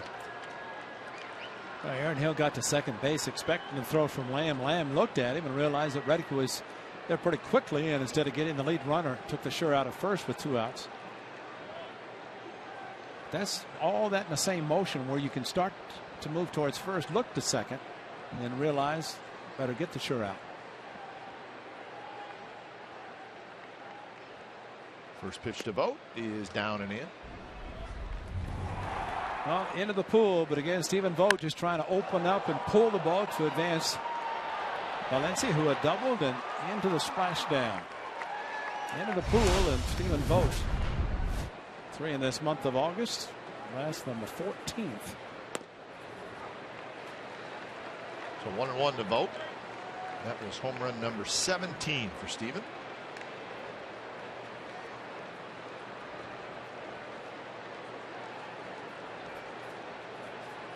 Did they ride to the park together today, the managers? I know they did yesterday. They did yesterday. I didn't really. I know they both took out the lineup cards last night. But we know Bob Melvin, when he lost, he sent somebody else out tonight. That's more than likely. Chip Hill picked up Bob at the team hotel yesterday, drove into the ballpark together. I think Chip said it best, and we saw him many times when he banged his head against the concrete wall in the dugout and took everything seriously. And he said he learned one thing from Bob Melvin, learned a lot, but he said patience and realizing that you're going to lose games. And Chip is as fire as there is. Right now, he's burning inside. I mean, he's grinding, and so is that man, Bob Melvin. They both grind, but they really don't show it outward.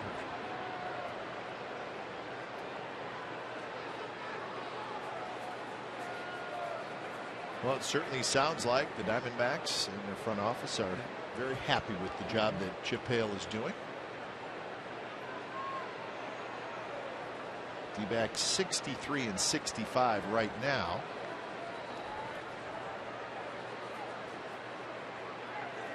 Vogt takes outside, chasing the Dodgers and the Giants.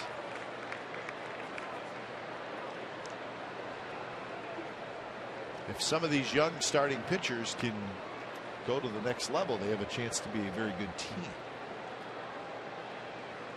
Because their position players are all young. And Vogt with a good take, and he has a walk.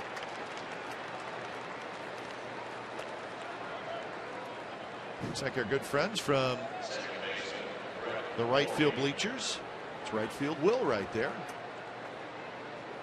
with the beard and the A's hat on with the gold bill.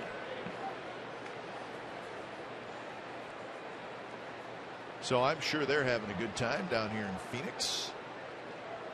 Probably bought their tickets in March. Just anticipation of this series. That conversation on the mound between Castillo and Chacin was. Stephen Woltz had 2 hits tonight. It's pretty hot. Because I don't think we're really pitching to him, and now Brett Lawrie can hurt him. Sharp breaking ball for a strike outside corner.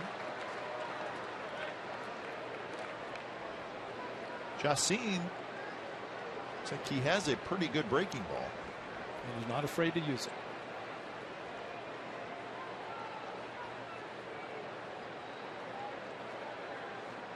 Reddick gets second, vote at first. And that one hangs on the inside, but it's called a strike. Not where he wanted it, but he gets the call. Well, it is a backup. Backup slider.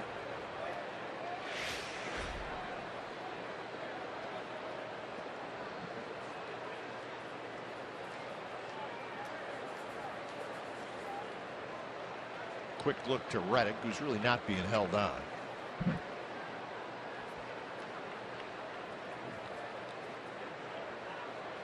Where's that coming from? Cell phones? Out in right field. Well, it's all over. Cell phones are clicking. And a sharp breaking ball. There it is again, and Lawrie strikes out. That is strikeout number 5 for Chacin. And the A's strand a pair, so we're going to the bottom of the 6th, tied at 2.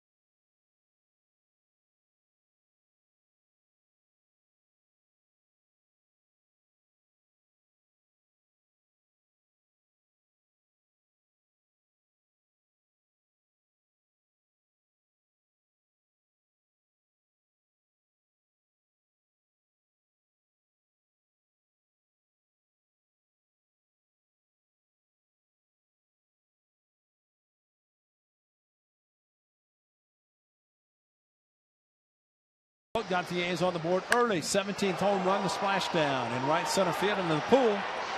All the scoring for the Athletics so far, but meanwhile the Diamondbacks in the 5th. Hanging breaking ball. And the ball by Med off the wall and then up the middle. Base hit by Enciarte. And another base hit by Pollock up the middle. Scored the first run. Then the big guy, Paul Goldschmidt, routed it into a 5-4-3 double play. The time run would score. And that's where we stand right now into the bottom of the 6th inning. 2-2. The A's trying to win the second game of this series. Find out what's possible with AT&T. Call 1-800-PICK-ATT, mobilizing your world. First breakdown for Brooks. 9 ground ball outs, 2 flyouts, and 4 strikeouts so far as he goes to work in the bottom of the 6th inning. Castillo, Lamb, and Hill.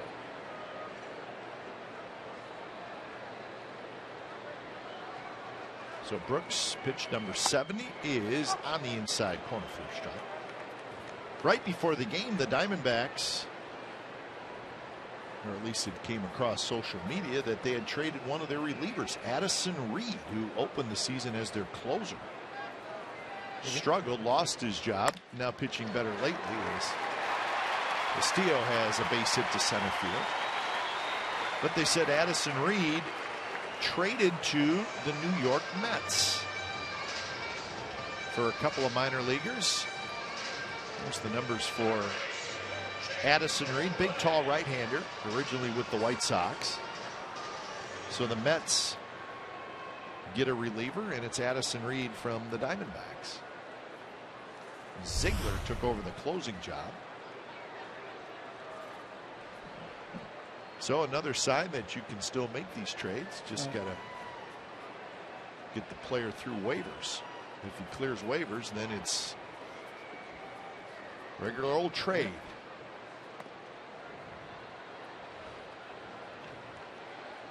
The only thing that can really conflict there is if you have a 10-5 and no trade, or 10-5 like Chase Utley. He had to agree to that because he'd played 10 years, at least five with the Phillies, actually all of them. But very few, though. If you clear waivers, that means you go anywhere. And for teams like the Mets who hope to be in postseason, Sean Doolittle lefty getting loose for the A's. But this is the 29th, and Monday is the 31st. You have to be on that roster by the 31st to be eligible for postseason. In the air toward Burns, who backs up. And Burns has it, so Castillo stays at first. Lamb is 0 for 3, one away here in the bottom of the sixth. I was talking to Ty Waller and showed him earlier, the outfield coach, first base coach, and asked him about Billy Burns, and he talked about his work and how much time he's putting in. He said, you have to realize that how young this man is. I mean, it's his first full year of playing every day at the major league level, and Ty's been working with him, trying to get him to take charge in center field and making sure that if he goes the ball in left center, right center, that he is the one taking charge. And he also says he's busted up. I mean, he's playing hurt, as we just saw sliding into second stage in the game.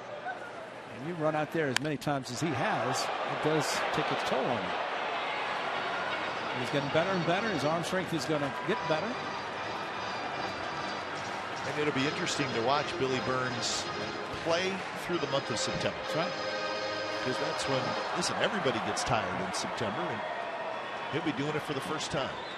And that's a good point, because you play at the minor league level and come up, and you might play in September as a minor league player that you come up for the increased rosters. But when you play the whole season as he has and then play September, that's an added time. You're right. To see how he does perform. And I'm sure he will rest very well at the end of the season, or when the season's over. That's Randall Delgado starting to throw.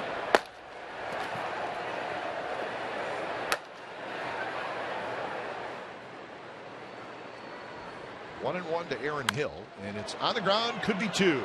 Out at second, and that is indeed a double play. 6-4-3, and that's how the bottom of the sixth comes to an end. We are headed to the seventh inning from Phoenix. 2-2 game.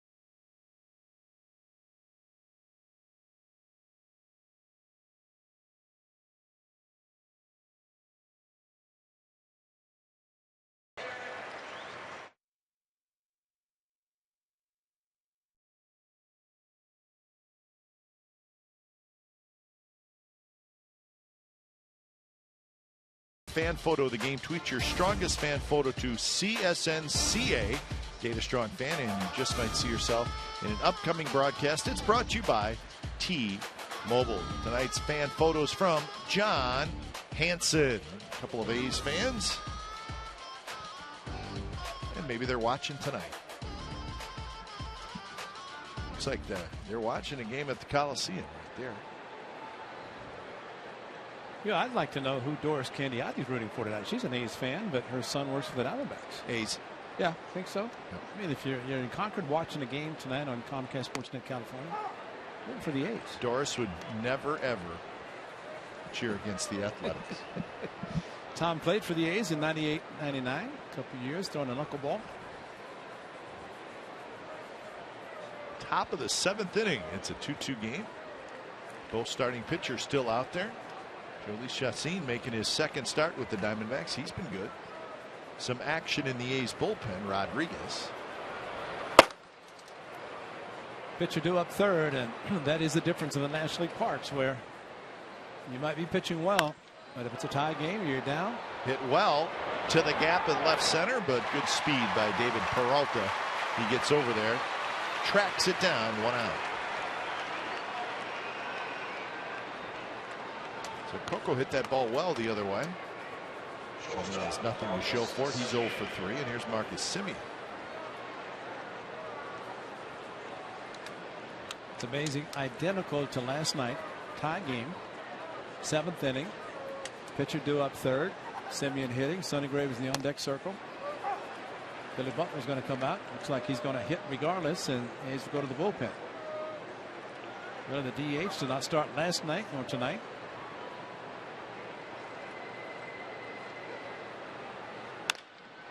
That one hit high in the air, right center, and hit well. Pollock on the move, and Pollock has it right in front of the right center field wall. So Semien hit that ball well, and he's 0 for 3. Well, what a very good swing again. Stayed inside. Good swing. Power to the opposite field, and that's a long way to right center. 413 straight away, and then to right center. 375, but Pollock, I got it. Taking charge in center field at the warning track, and started to do the basket catch, but decided to catch it conventionally.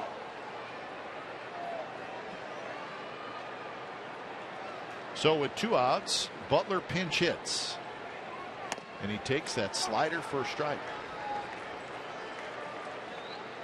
It's almost like he's got that slider, and then he's also got one that he throws him even a little bit harder when he gets ahead of a hitter.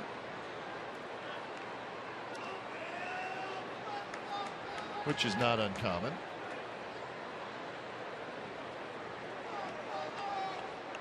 94 pitches. Good one there, 1-2. That was the hanger to hit.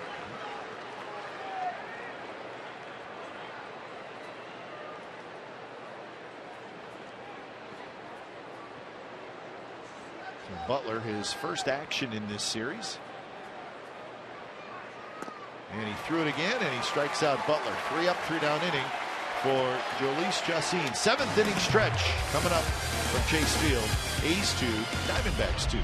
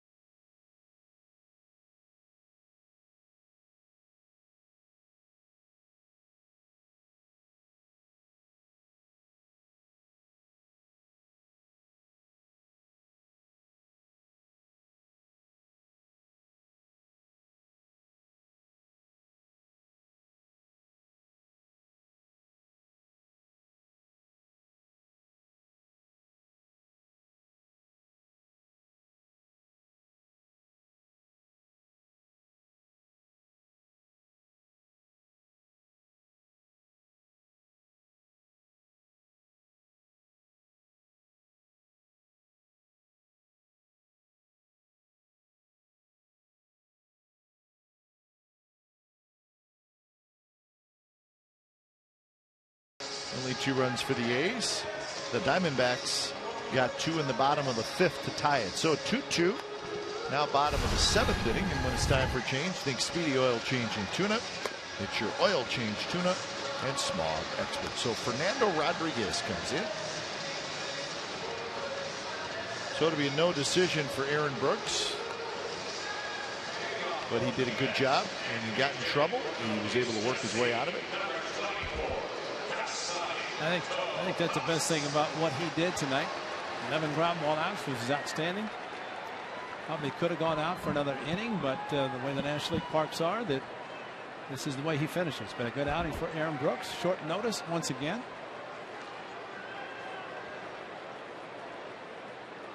Felix Dubrat right there. Sounds like maybe Monday for Felix Dubrat. Yeah, they want to get him back on Monday.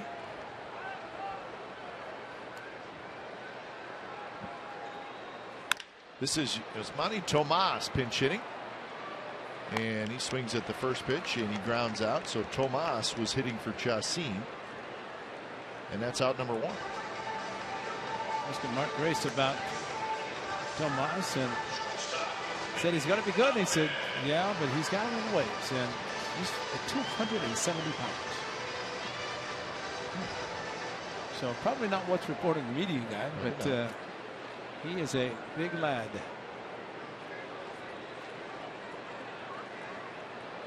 So with 1 out, Nick Ahmed steps in, the shortstop. He doubled and scored in the 5th. Led off that 5th inning.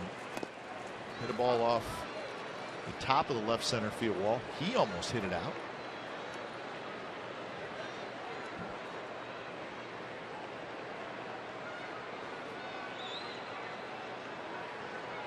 Ahmed grounded to short back in the 2nd inning. And this one's popped up right side of the diamond. Laurie's there. And Laurie grabs it. So Fernando Rodriguez gets the first 2 outs here in the 7th inning. And that'll bring up the leadoff man, Ender Inciarte.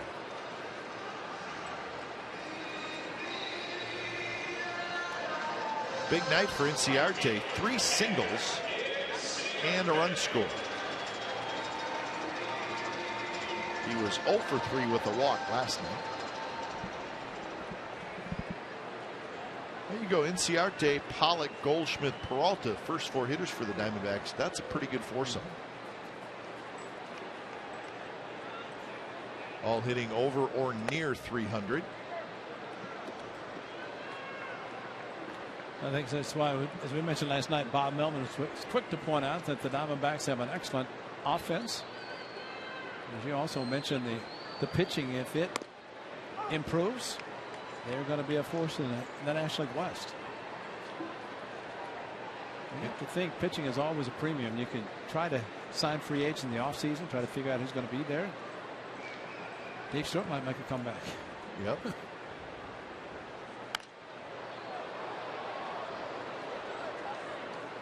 So 1-2 the count to Inciarte, who with his 3 hits tonight is now hitting over 300. 301.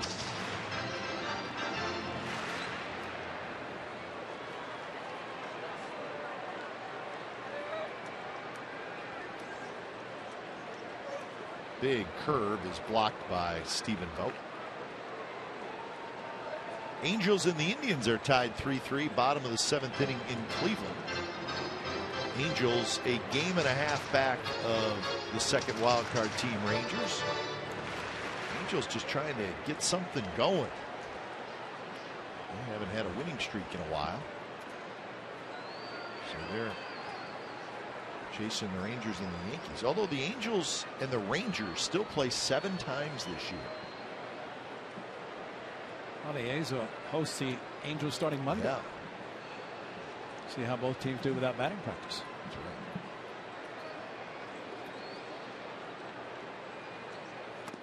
A little bit outside. In fact, the final 4 games of the year for the Angels will be at Texas. So they're hoping that those games mean something, and they may.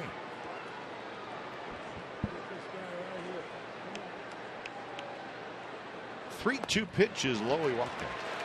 Well, you have the schedules there. I know that you keep abreast of what's going on. The A's are playing the Mariners in Seattle, so there's 4 of the 5 Houston's got to be playing somebody from. Are they playing? You know what? I think Houston. Are they going to New York? Houston has an interleague series to end the year. Oh, they're here? Okay. Is it here? Okay. They finished here. So I was thinking that it was an interleague series. I remember seeing that. Well, if it's here, that means no DH. No DH. With the final 3. Yeah, that's right. Final 3 or 4? 3? 3. Yeah. Right. So no DH. Huh. Should be interesting. Astros with a 4-game lead over the Rangers in the West right now. Valencia playing even with the bag, scoops it up and throws out Pollock, side retired. We are headed to the 8th. Good ball game tonight. 2-2 A's D-backs.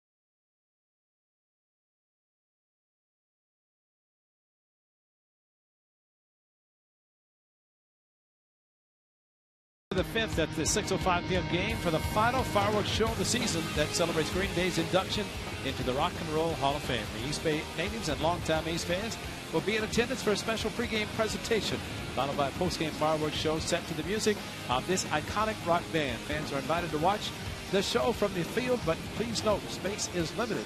Man, Rock and Roll Hall of Fame, downtown Cleveland. We've been there. Oh, it should be a fun night at the Coliseum. Yep. That's a week from tonight. Fireworks show. And when it's time for change, think Speedy Oil Change and Tune-Up, your oil change tune-up and smog experts. For the second night in a row, Andrew Chafin comes in. A nice season, 5-0 record. He's going to face Burns, Canna, and Reddick.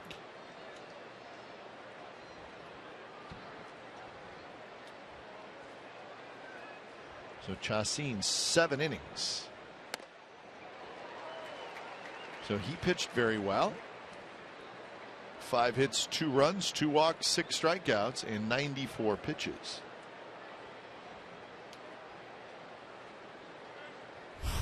Pretty good pickup by the Diamondbacks if he can pitch that well.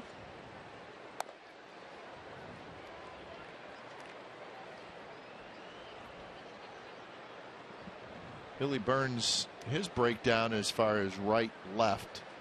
As a right-handed hitter, 336. As a left-handed hitter, 279. He's a natural right-handed hitter. And he's retired there in the ground ball to Goldschmidt. So 1 out and Canna will hit. Astros are leading the Twins 4-1 in the bottom of the 8th inning in Minnesota. The Twins coming into today a half game behind the Rangers for the second wild card. Twins have won 7 out of 8. They had a losing streak and they were going in the wrong direction, and then they got hot again. So the Twins right in the mix, but trailing. The Rangers are leading the Orioles 4-3 in the 8th inning in Texas.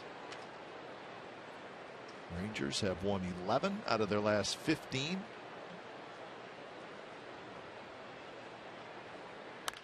Canna hits one foul, and he's behind in the count 0-2.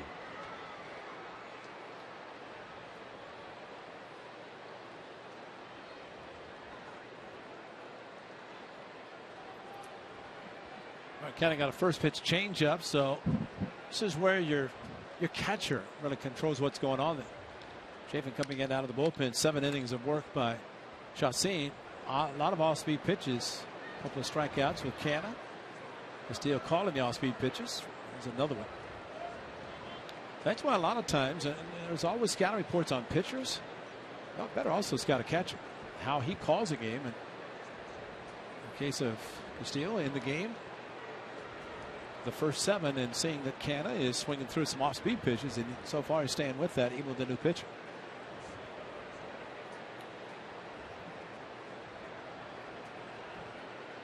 That wiggles a 2-seam fastball. And hit up the middle, off the glove of a diving Aaron Hill, and it rolls into shallow center field. Canna with a big turn, but he'll stay at first. So once again, there's Mark Canna getting a good fastball with 2 strikes, and he hit it. And Castillo probably wanted the sinker down and away, maybe as a chase pitch or to set up something else, but because of the bad location by his left-hander, catcher didn't get a chance to go back with another pitch. Good effort, and Mark Canna with speed had to be tempted about going for 2, especially with the ball off of the diving Hill.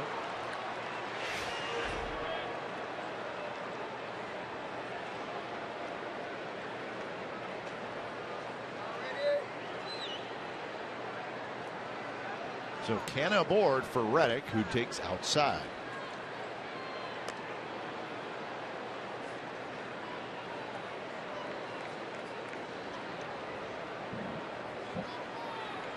Reddick's been on base a couple of times tonight.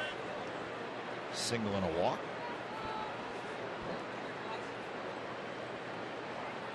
As always, the shift is on. It's hit hard, knocked down, and Hill will go to first. If he fields it clean, it's a possible double play. Reddick runs pretty well, but it was hit hard.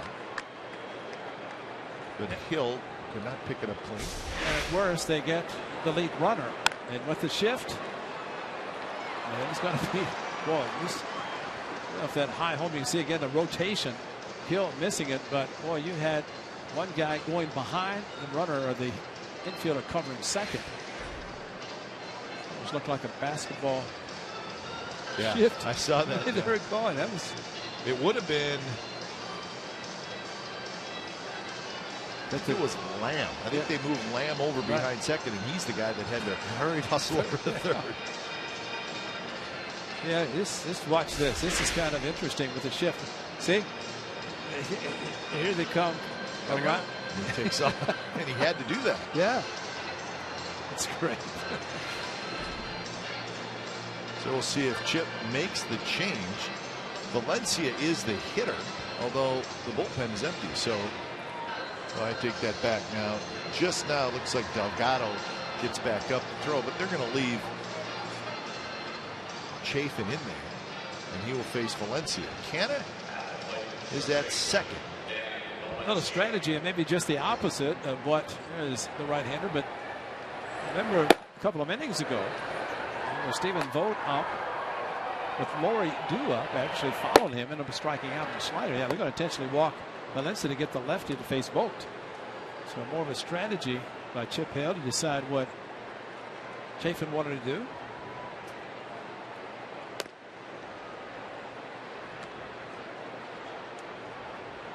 So the wheels turning here a little bit for the managers.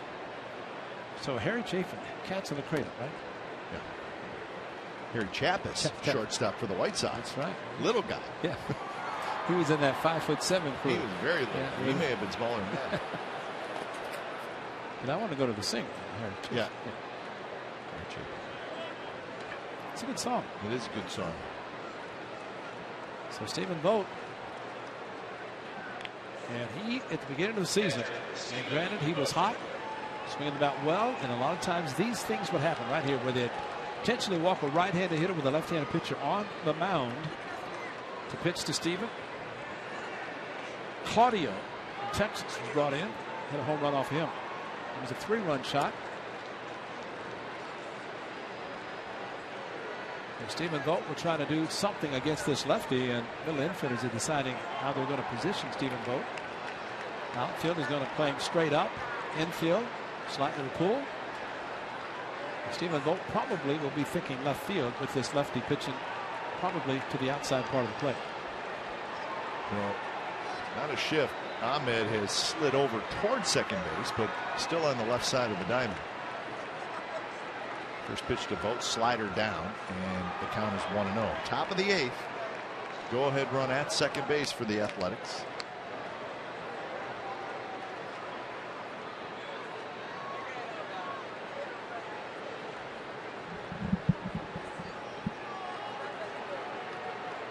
There's some A's fans trying to rally.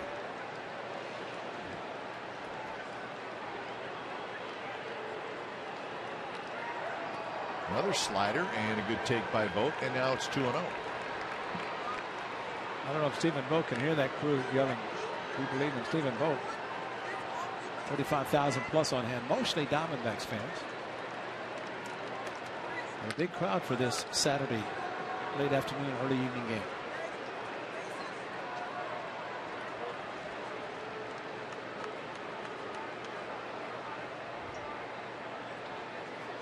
Two-0 pitch, another slider, and this time Vogt went around. Steven might have been looking fastball. He started, he saw it, and then tried to stop and could not.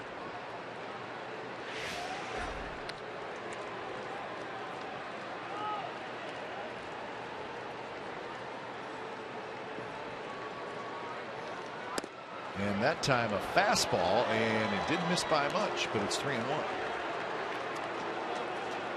I did think Doug Otto's listening for Lowry as this fastball tried to sneak it by him, but either just off the plate or just low.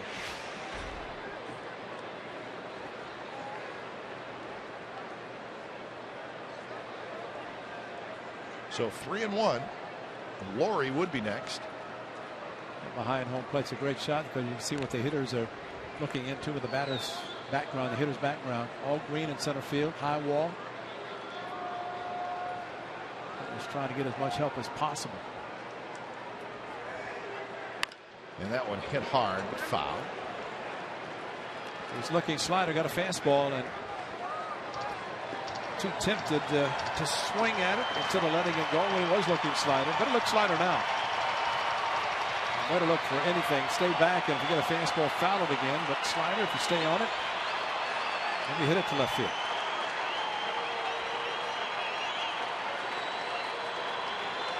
So now full count, runners take off on the pitch. There they go. And the pitch is rolled foul. Another slider. Vogt out ahead of it.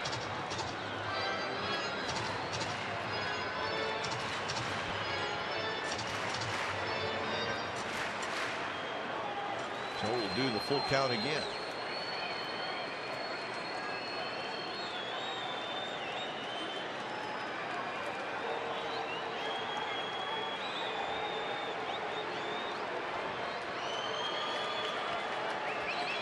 Runners go, and the ball is looped toward left field, and it will fall. And Canna's going to score, and the A's take the lead, 3-2. Stay hot, Stephen Vogt. And another left-hander bites the bullet. And Stephen Vogt with a 2-out hit, 3-hit night, driven in all 3 runs, and just like the 2-hit shutout pitch by Sonny Gray before the All-Star break, Stephen Vogt drove in 2. The A's won 2-0. They'd like to win this game. Stephen Vogt, boy, that's a great at bat. Got the slider and just served it softly to left field. And no chance for Peralta to get to it. And a big hit for Stephen Vogt. So Stephen Vogt has driven in all 3 runs for the A's tonight. And we got a pitching change here in Phoenix. A's have taken the lead, 3-2.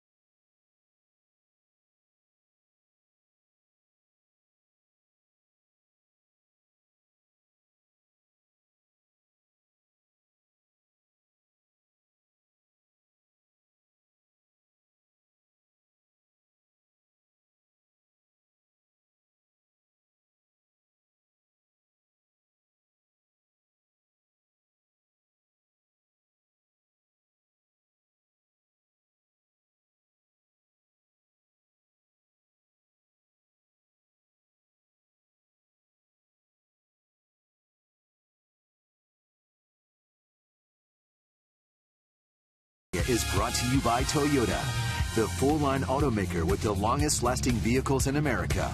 Toyota, let's go places. By Xfinity, home of the most to live sports. And by Black Bear Diner, feed your inner bear. So Stephen Vogt, the 2-out RBI single to give the A's the lead here in the top of the 8th inning.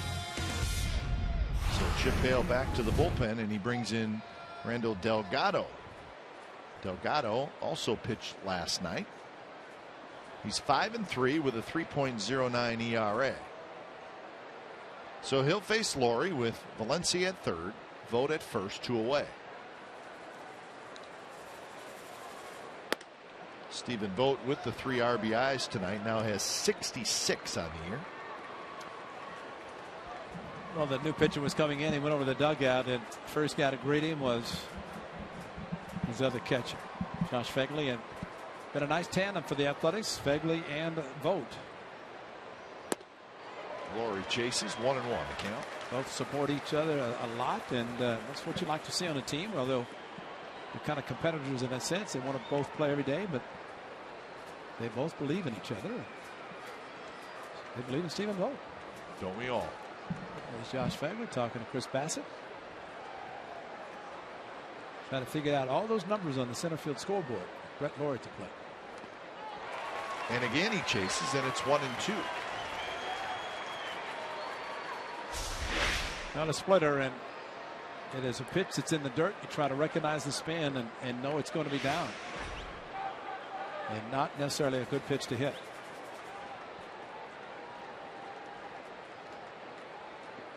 In the event the A's try to pull some trickery, Castillo's letting middle infielders know who's going to be covering and what he's going to do. So Doolittle looks like he has the bottom of the 8th. So 1-2 to Laurie, who is 0 for 3 tonight. And that one is hit high in the air toward the left field line, and Peralta is there. He's got it side retired. A's going to run.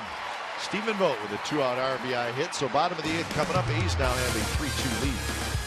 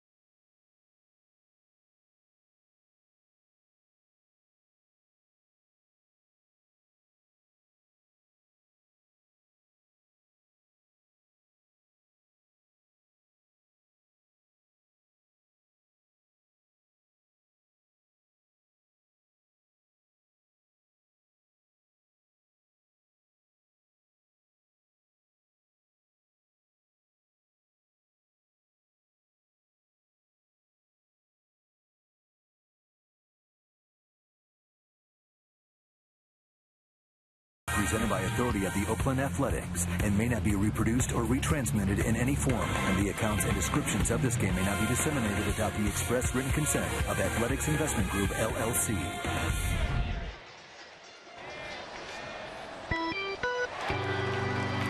Tonight's game summary brought to you by your local Toyota dealers. 3-7-0 for the A's, 2-8-0 for the Diamondbacks. Aaron Brooks was good, 6 innings. Stephen Vogt has driven in all 3 runs with a single and a 2-run homer. Jhoulys Chacin was also good for the Diamondbacks. So the A's bring a 3-2 lead into the bottom of the 8th inning with Goldschmidt stepping in.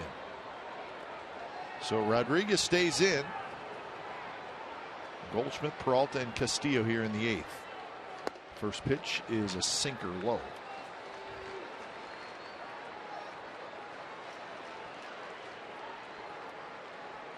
Strikeout, walk, double play for Goldschmidt.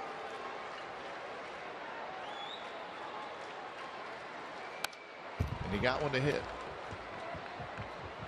That is a power swing right there. What I said about Sean Doolittle for the 8th inning, forgot about Goldschmidt leading off. That changes a lot.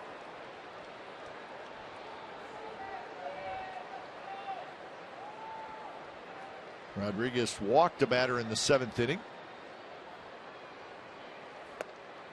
Just missed, but a pretty good pitch. So we get 2 lefties now. Pomeranz and Doolittle. Peralta's next. As we said, he's left-handed. Castilla's right-handed. Then Lamb is left-handed.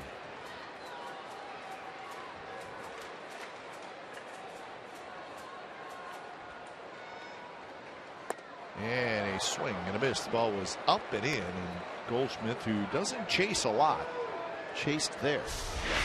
He's going for the tie.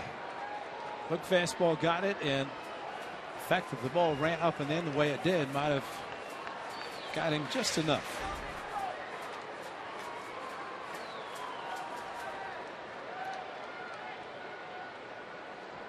Two is low. Good take by Goldschmidt. There's the lefty, and Sean Doolittle probably waiting for him. So Fernando knows that this is the last pitch, and it could be Pomeranz, it could be Doolittle. We'll see, but right now for Fernando, this is his batter. Let it all go. And he got him on the outside corner. He paints it with a fastball, and Goldschmidt is called out on strikes for the 2nd time tonight. And there was some shaking, and Stephen Vogt, one of the best at shaking his head, trying to get the pitcher to shake. And Fernando, perfect fastball outside corner, just like the 1st inning when Aaron Brooks got it. So started, couldn't pull the trigger, and Fernando got the call. So he got one, gets a chance to get another because there's a right hand in the on-deck circle. That is Castillo, and so this is the big batter here in Peralta. First pitch chases a high fastball, 93 miles an hour. Peralta's 0 for 3. 1 for 6 in the series. Well, when you see 2 lefties warming up in the bullpen, it becomes a batter to batter.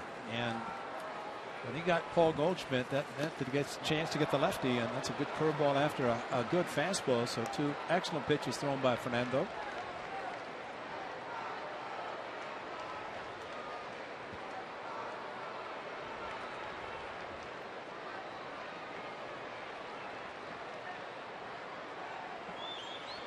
So 0-2.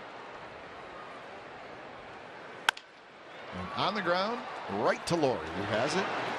So 2 away here in the bottom of the 8th.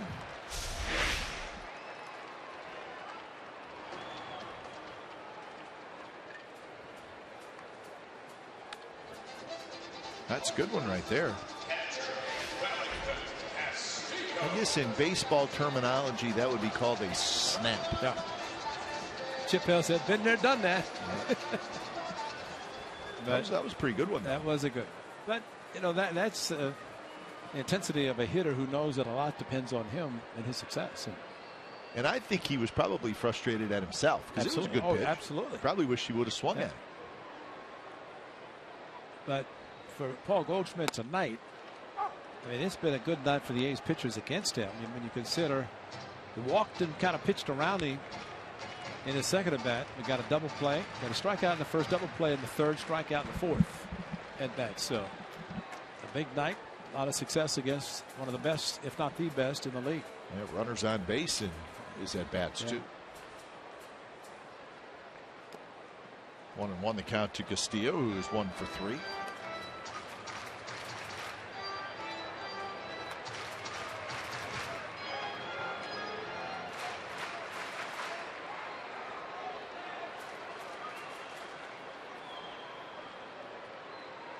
Couple of ground outs and a single for Castillo. Good pitch there in their first strike.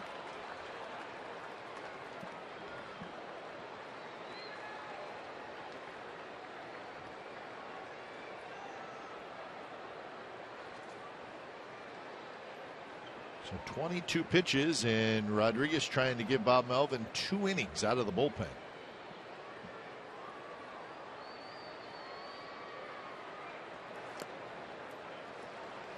I think we're all looking, and Bob Melvin, of course, Kurt Young looking to try to get some success out of the bullpen and building confidence. These guys know that if Fernando Rodriguez can get through this inning, he's had some tough outings, but this could be a big confident boost, and especially if he can get the third out. This is a tough hitter, but he is back to the even count of 2-2. He's got a good fastball, got a good slider, good curveball. And you can freeze Paul Goldschmidt on a 3-2 fastball. It's pretty impressive. So see what he does with Wellington Castillo with the count 2-2.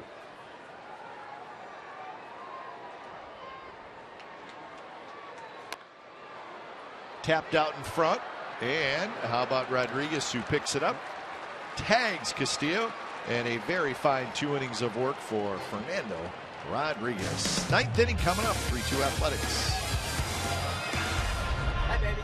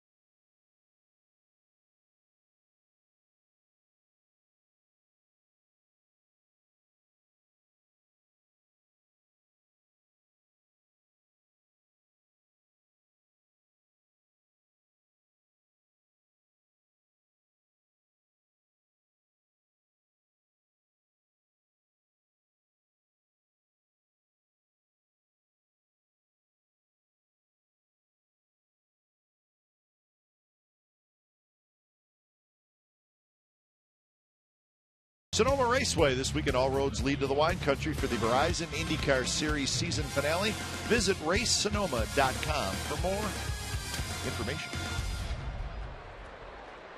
That's right outside Chase Field. In fact, those advertising panels right there, well, that's what we're looking at from the other side.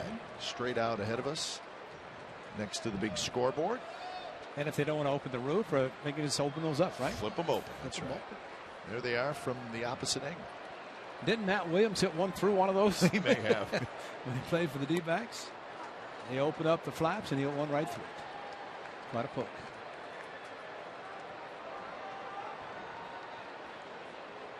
I guess it does make a little bit of difference how the ball plays when those are open, which would make perfect sense. So, yeah, you could open those and leave the roof closed. 0-1 to Coco Crisp. Orlando Delgado stays out there.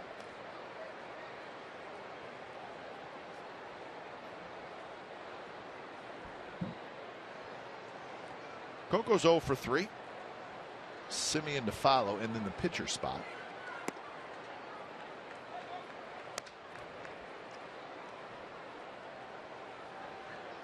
You start looking at the pinch hitters for the A's. Who's left? Because you figure Pomeranz, who right now seems to be the closer, would be coming in to try to close it out in the 9th inning. A's looking for some insurance for him. Sogard is there. Sam Fuld. Kegley, of course, but with the right hander on the mound, it could have been one of the 2 lefties.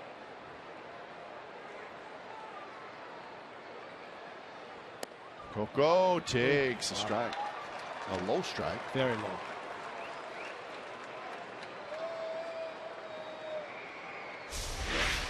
It's pretty low, but I guess Matt Sparksdale liked it. As he's the home plate umpire. Coco started at first. So full count. And Coco hits it hard towards second. Chris Owings is the new second baseman when he throws out Coco. So Owings comes in for Aaron Hill. Now it was not any type of double switch because Delgado stayed in the game. So could be that something may have happened to Aaron Hill. Yeah, that hop that he missed instead of the possible double play, which really stands out as a big one because that was the Reddick ground ball that put the go-ahead run at second, who eventually scored on the base hit by Stephen Vogt. Amazing how things like that happen. Little stuff. Yeah. And it's not an error. Yeah. But he might have. But it was a possible double play ball. Right. And he might have, when ball might have hit him in the hand or someplace bare hand or something, because you figure you're not going to take somebody out of the game because of that play. So Pomeranz has now gotten up and started to throw just a little bit. He's going to be ready.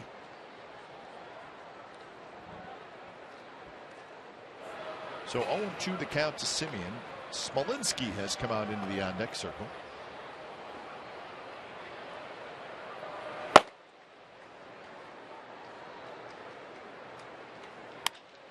And this one's hit in the air to shallow right. And Ciarte's under it, 2 outs. So in that bottom of the 9th inning, it'll be Lamb, left-handed hitter, Owings, right-handed hitter, and then the pitcher spot.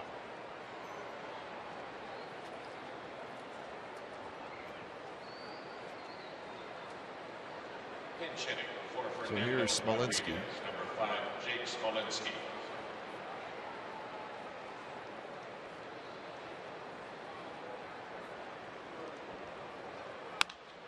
Smolinski hits it down the third baseline fair past Lamb. It's going to roll right into that corner. Stop there, and Smolinski has a 2-out double. Isn't it amazing how you look at a right hand on the mound, you start looking at lefties because of the platoon and lefty on righty. Bob Melvin talked about Smolinski's had some good at bats, and maybe the A's need to see what he can do for the final 5 weeks of the season. So he puts it in a pinch hit against a righty, and it comes up with a double. So you could say kind of going against the odds of lefty on righty. So Smolinski's showing that you can hit the righties as well as the lefties. So see if Burns can cash in. Burns is 1 for 4.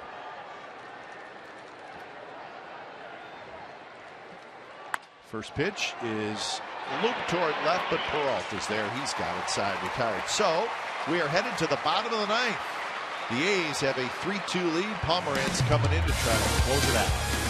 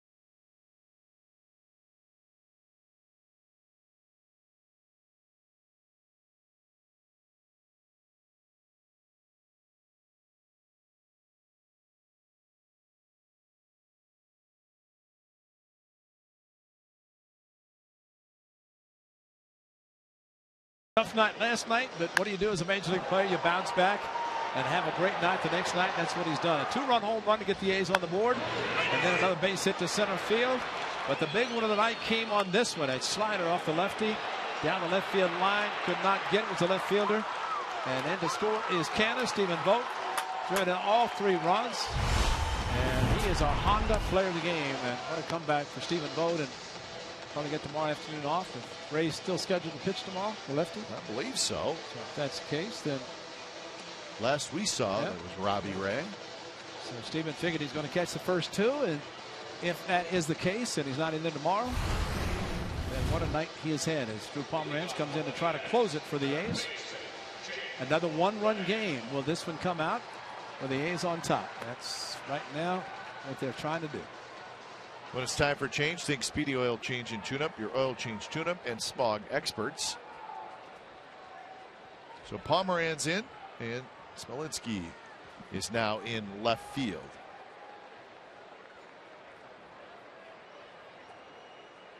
Pomeranz with a couple of saves this year, looking for number 3.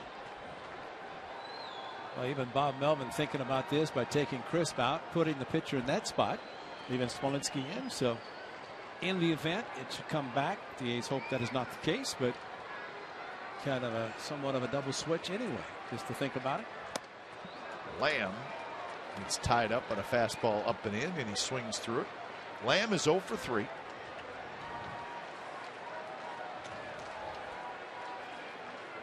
Pitcher of record right now for the A's would be Fernando Rodriguez, who did a very nice job. 2 innings.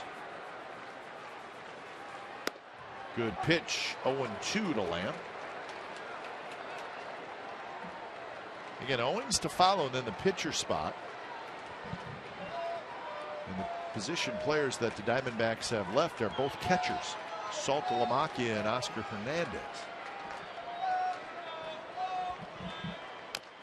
Foul tip, and remains 0-2.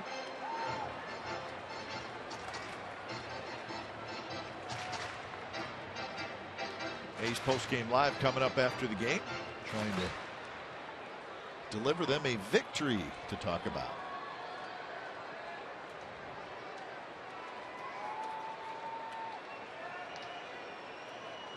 Oh, 2 swing and a miss with a fastball at 94 miles an hour. No knuckle curve, just all fastballs. And Pomeranz lefty on lefty. That is a great at bat to get the strikeout because he stayed with the hitter. Been times when Drew has had a tough time facing left-handed hitters, throwing strikes, but against Lamb he did it perfectly. So here's Owings, first at bat. Swing and a miss. Owings trying to tie it up. He's got 4 home runs, 35 RBIs.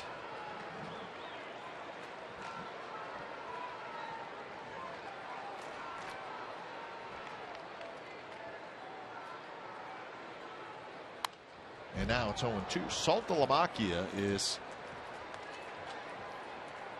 the guy who is out in the on-deck circle, the big switch hitter.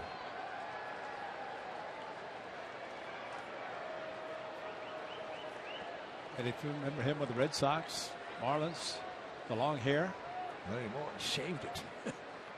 Too hot. The beard, but shaved. I guess from Boston to Miami, that's enough to shave.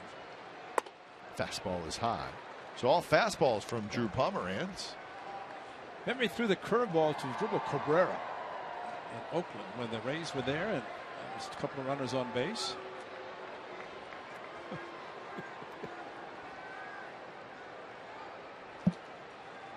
Setting up inside. Got him with a fastball. 95 miles an hour. 2 outs.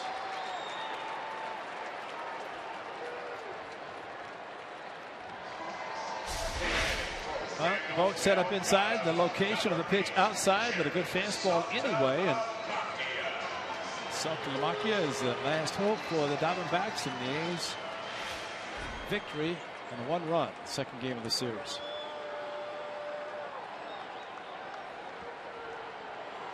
So Saltalamacchia has power.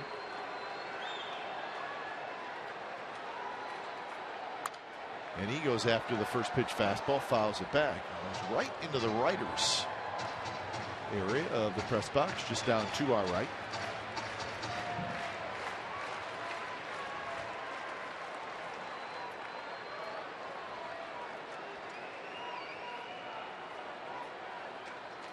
Oh, 1 delivery, rolled foul, and now it's 0-2. So Pomeranz is a strike throwing machine. So the good thing where Stephen Vogt is set up inside with Pomeranz, even though the fastball location wants inside, even though he's left it outside as he did to the last hitter, and that is Owings. And a fastball inside. That is the plan. See where it ends up. And he struck out the side, and the A's win the game. So a very impressive 9th inning for Drew Pomeranz. He gets his 3rd save, give Rodriguez the win, and the A's even up this series at a game apiece. They get a run in the 8th inning to break the 2-2 tie. So it'll be the rubber game of the series coming up tomorrow afternoon here at Chase Field. So 35,990 saw it, and it was played in 2 hours and 40 minutes. 3-2 is your final, A's over the Diamondbacks. You've been watching A's baseball on CSN California. It's part of the NBC Sports Group. Don't go away. A's Postgame Live starts right now.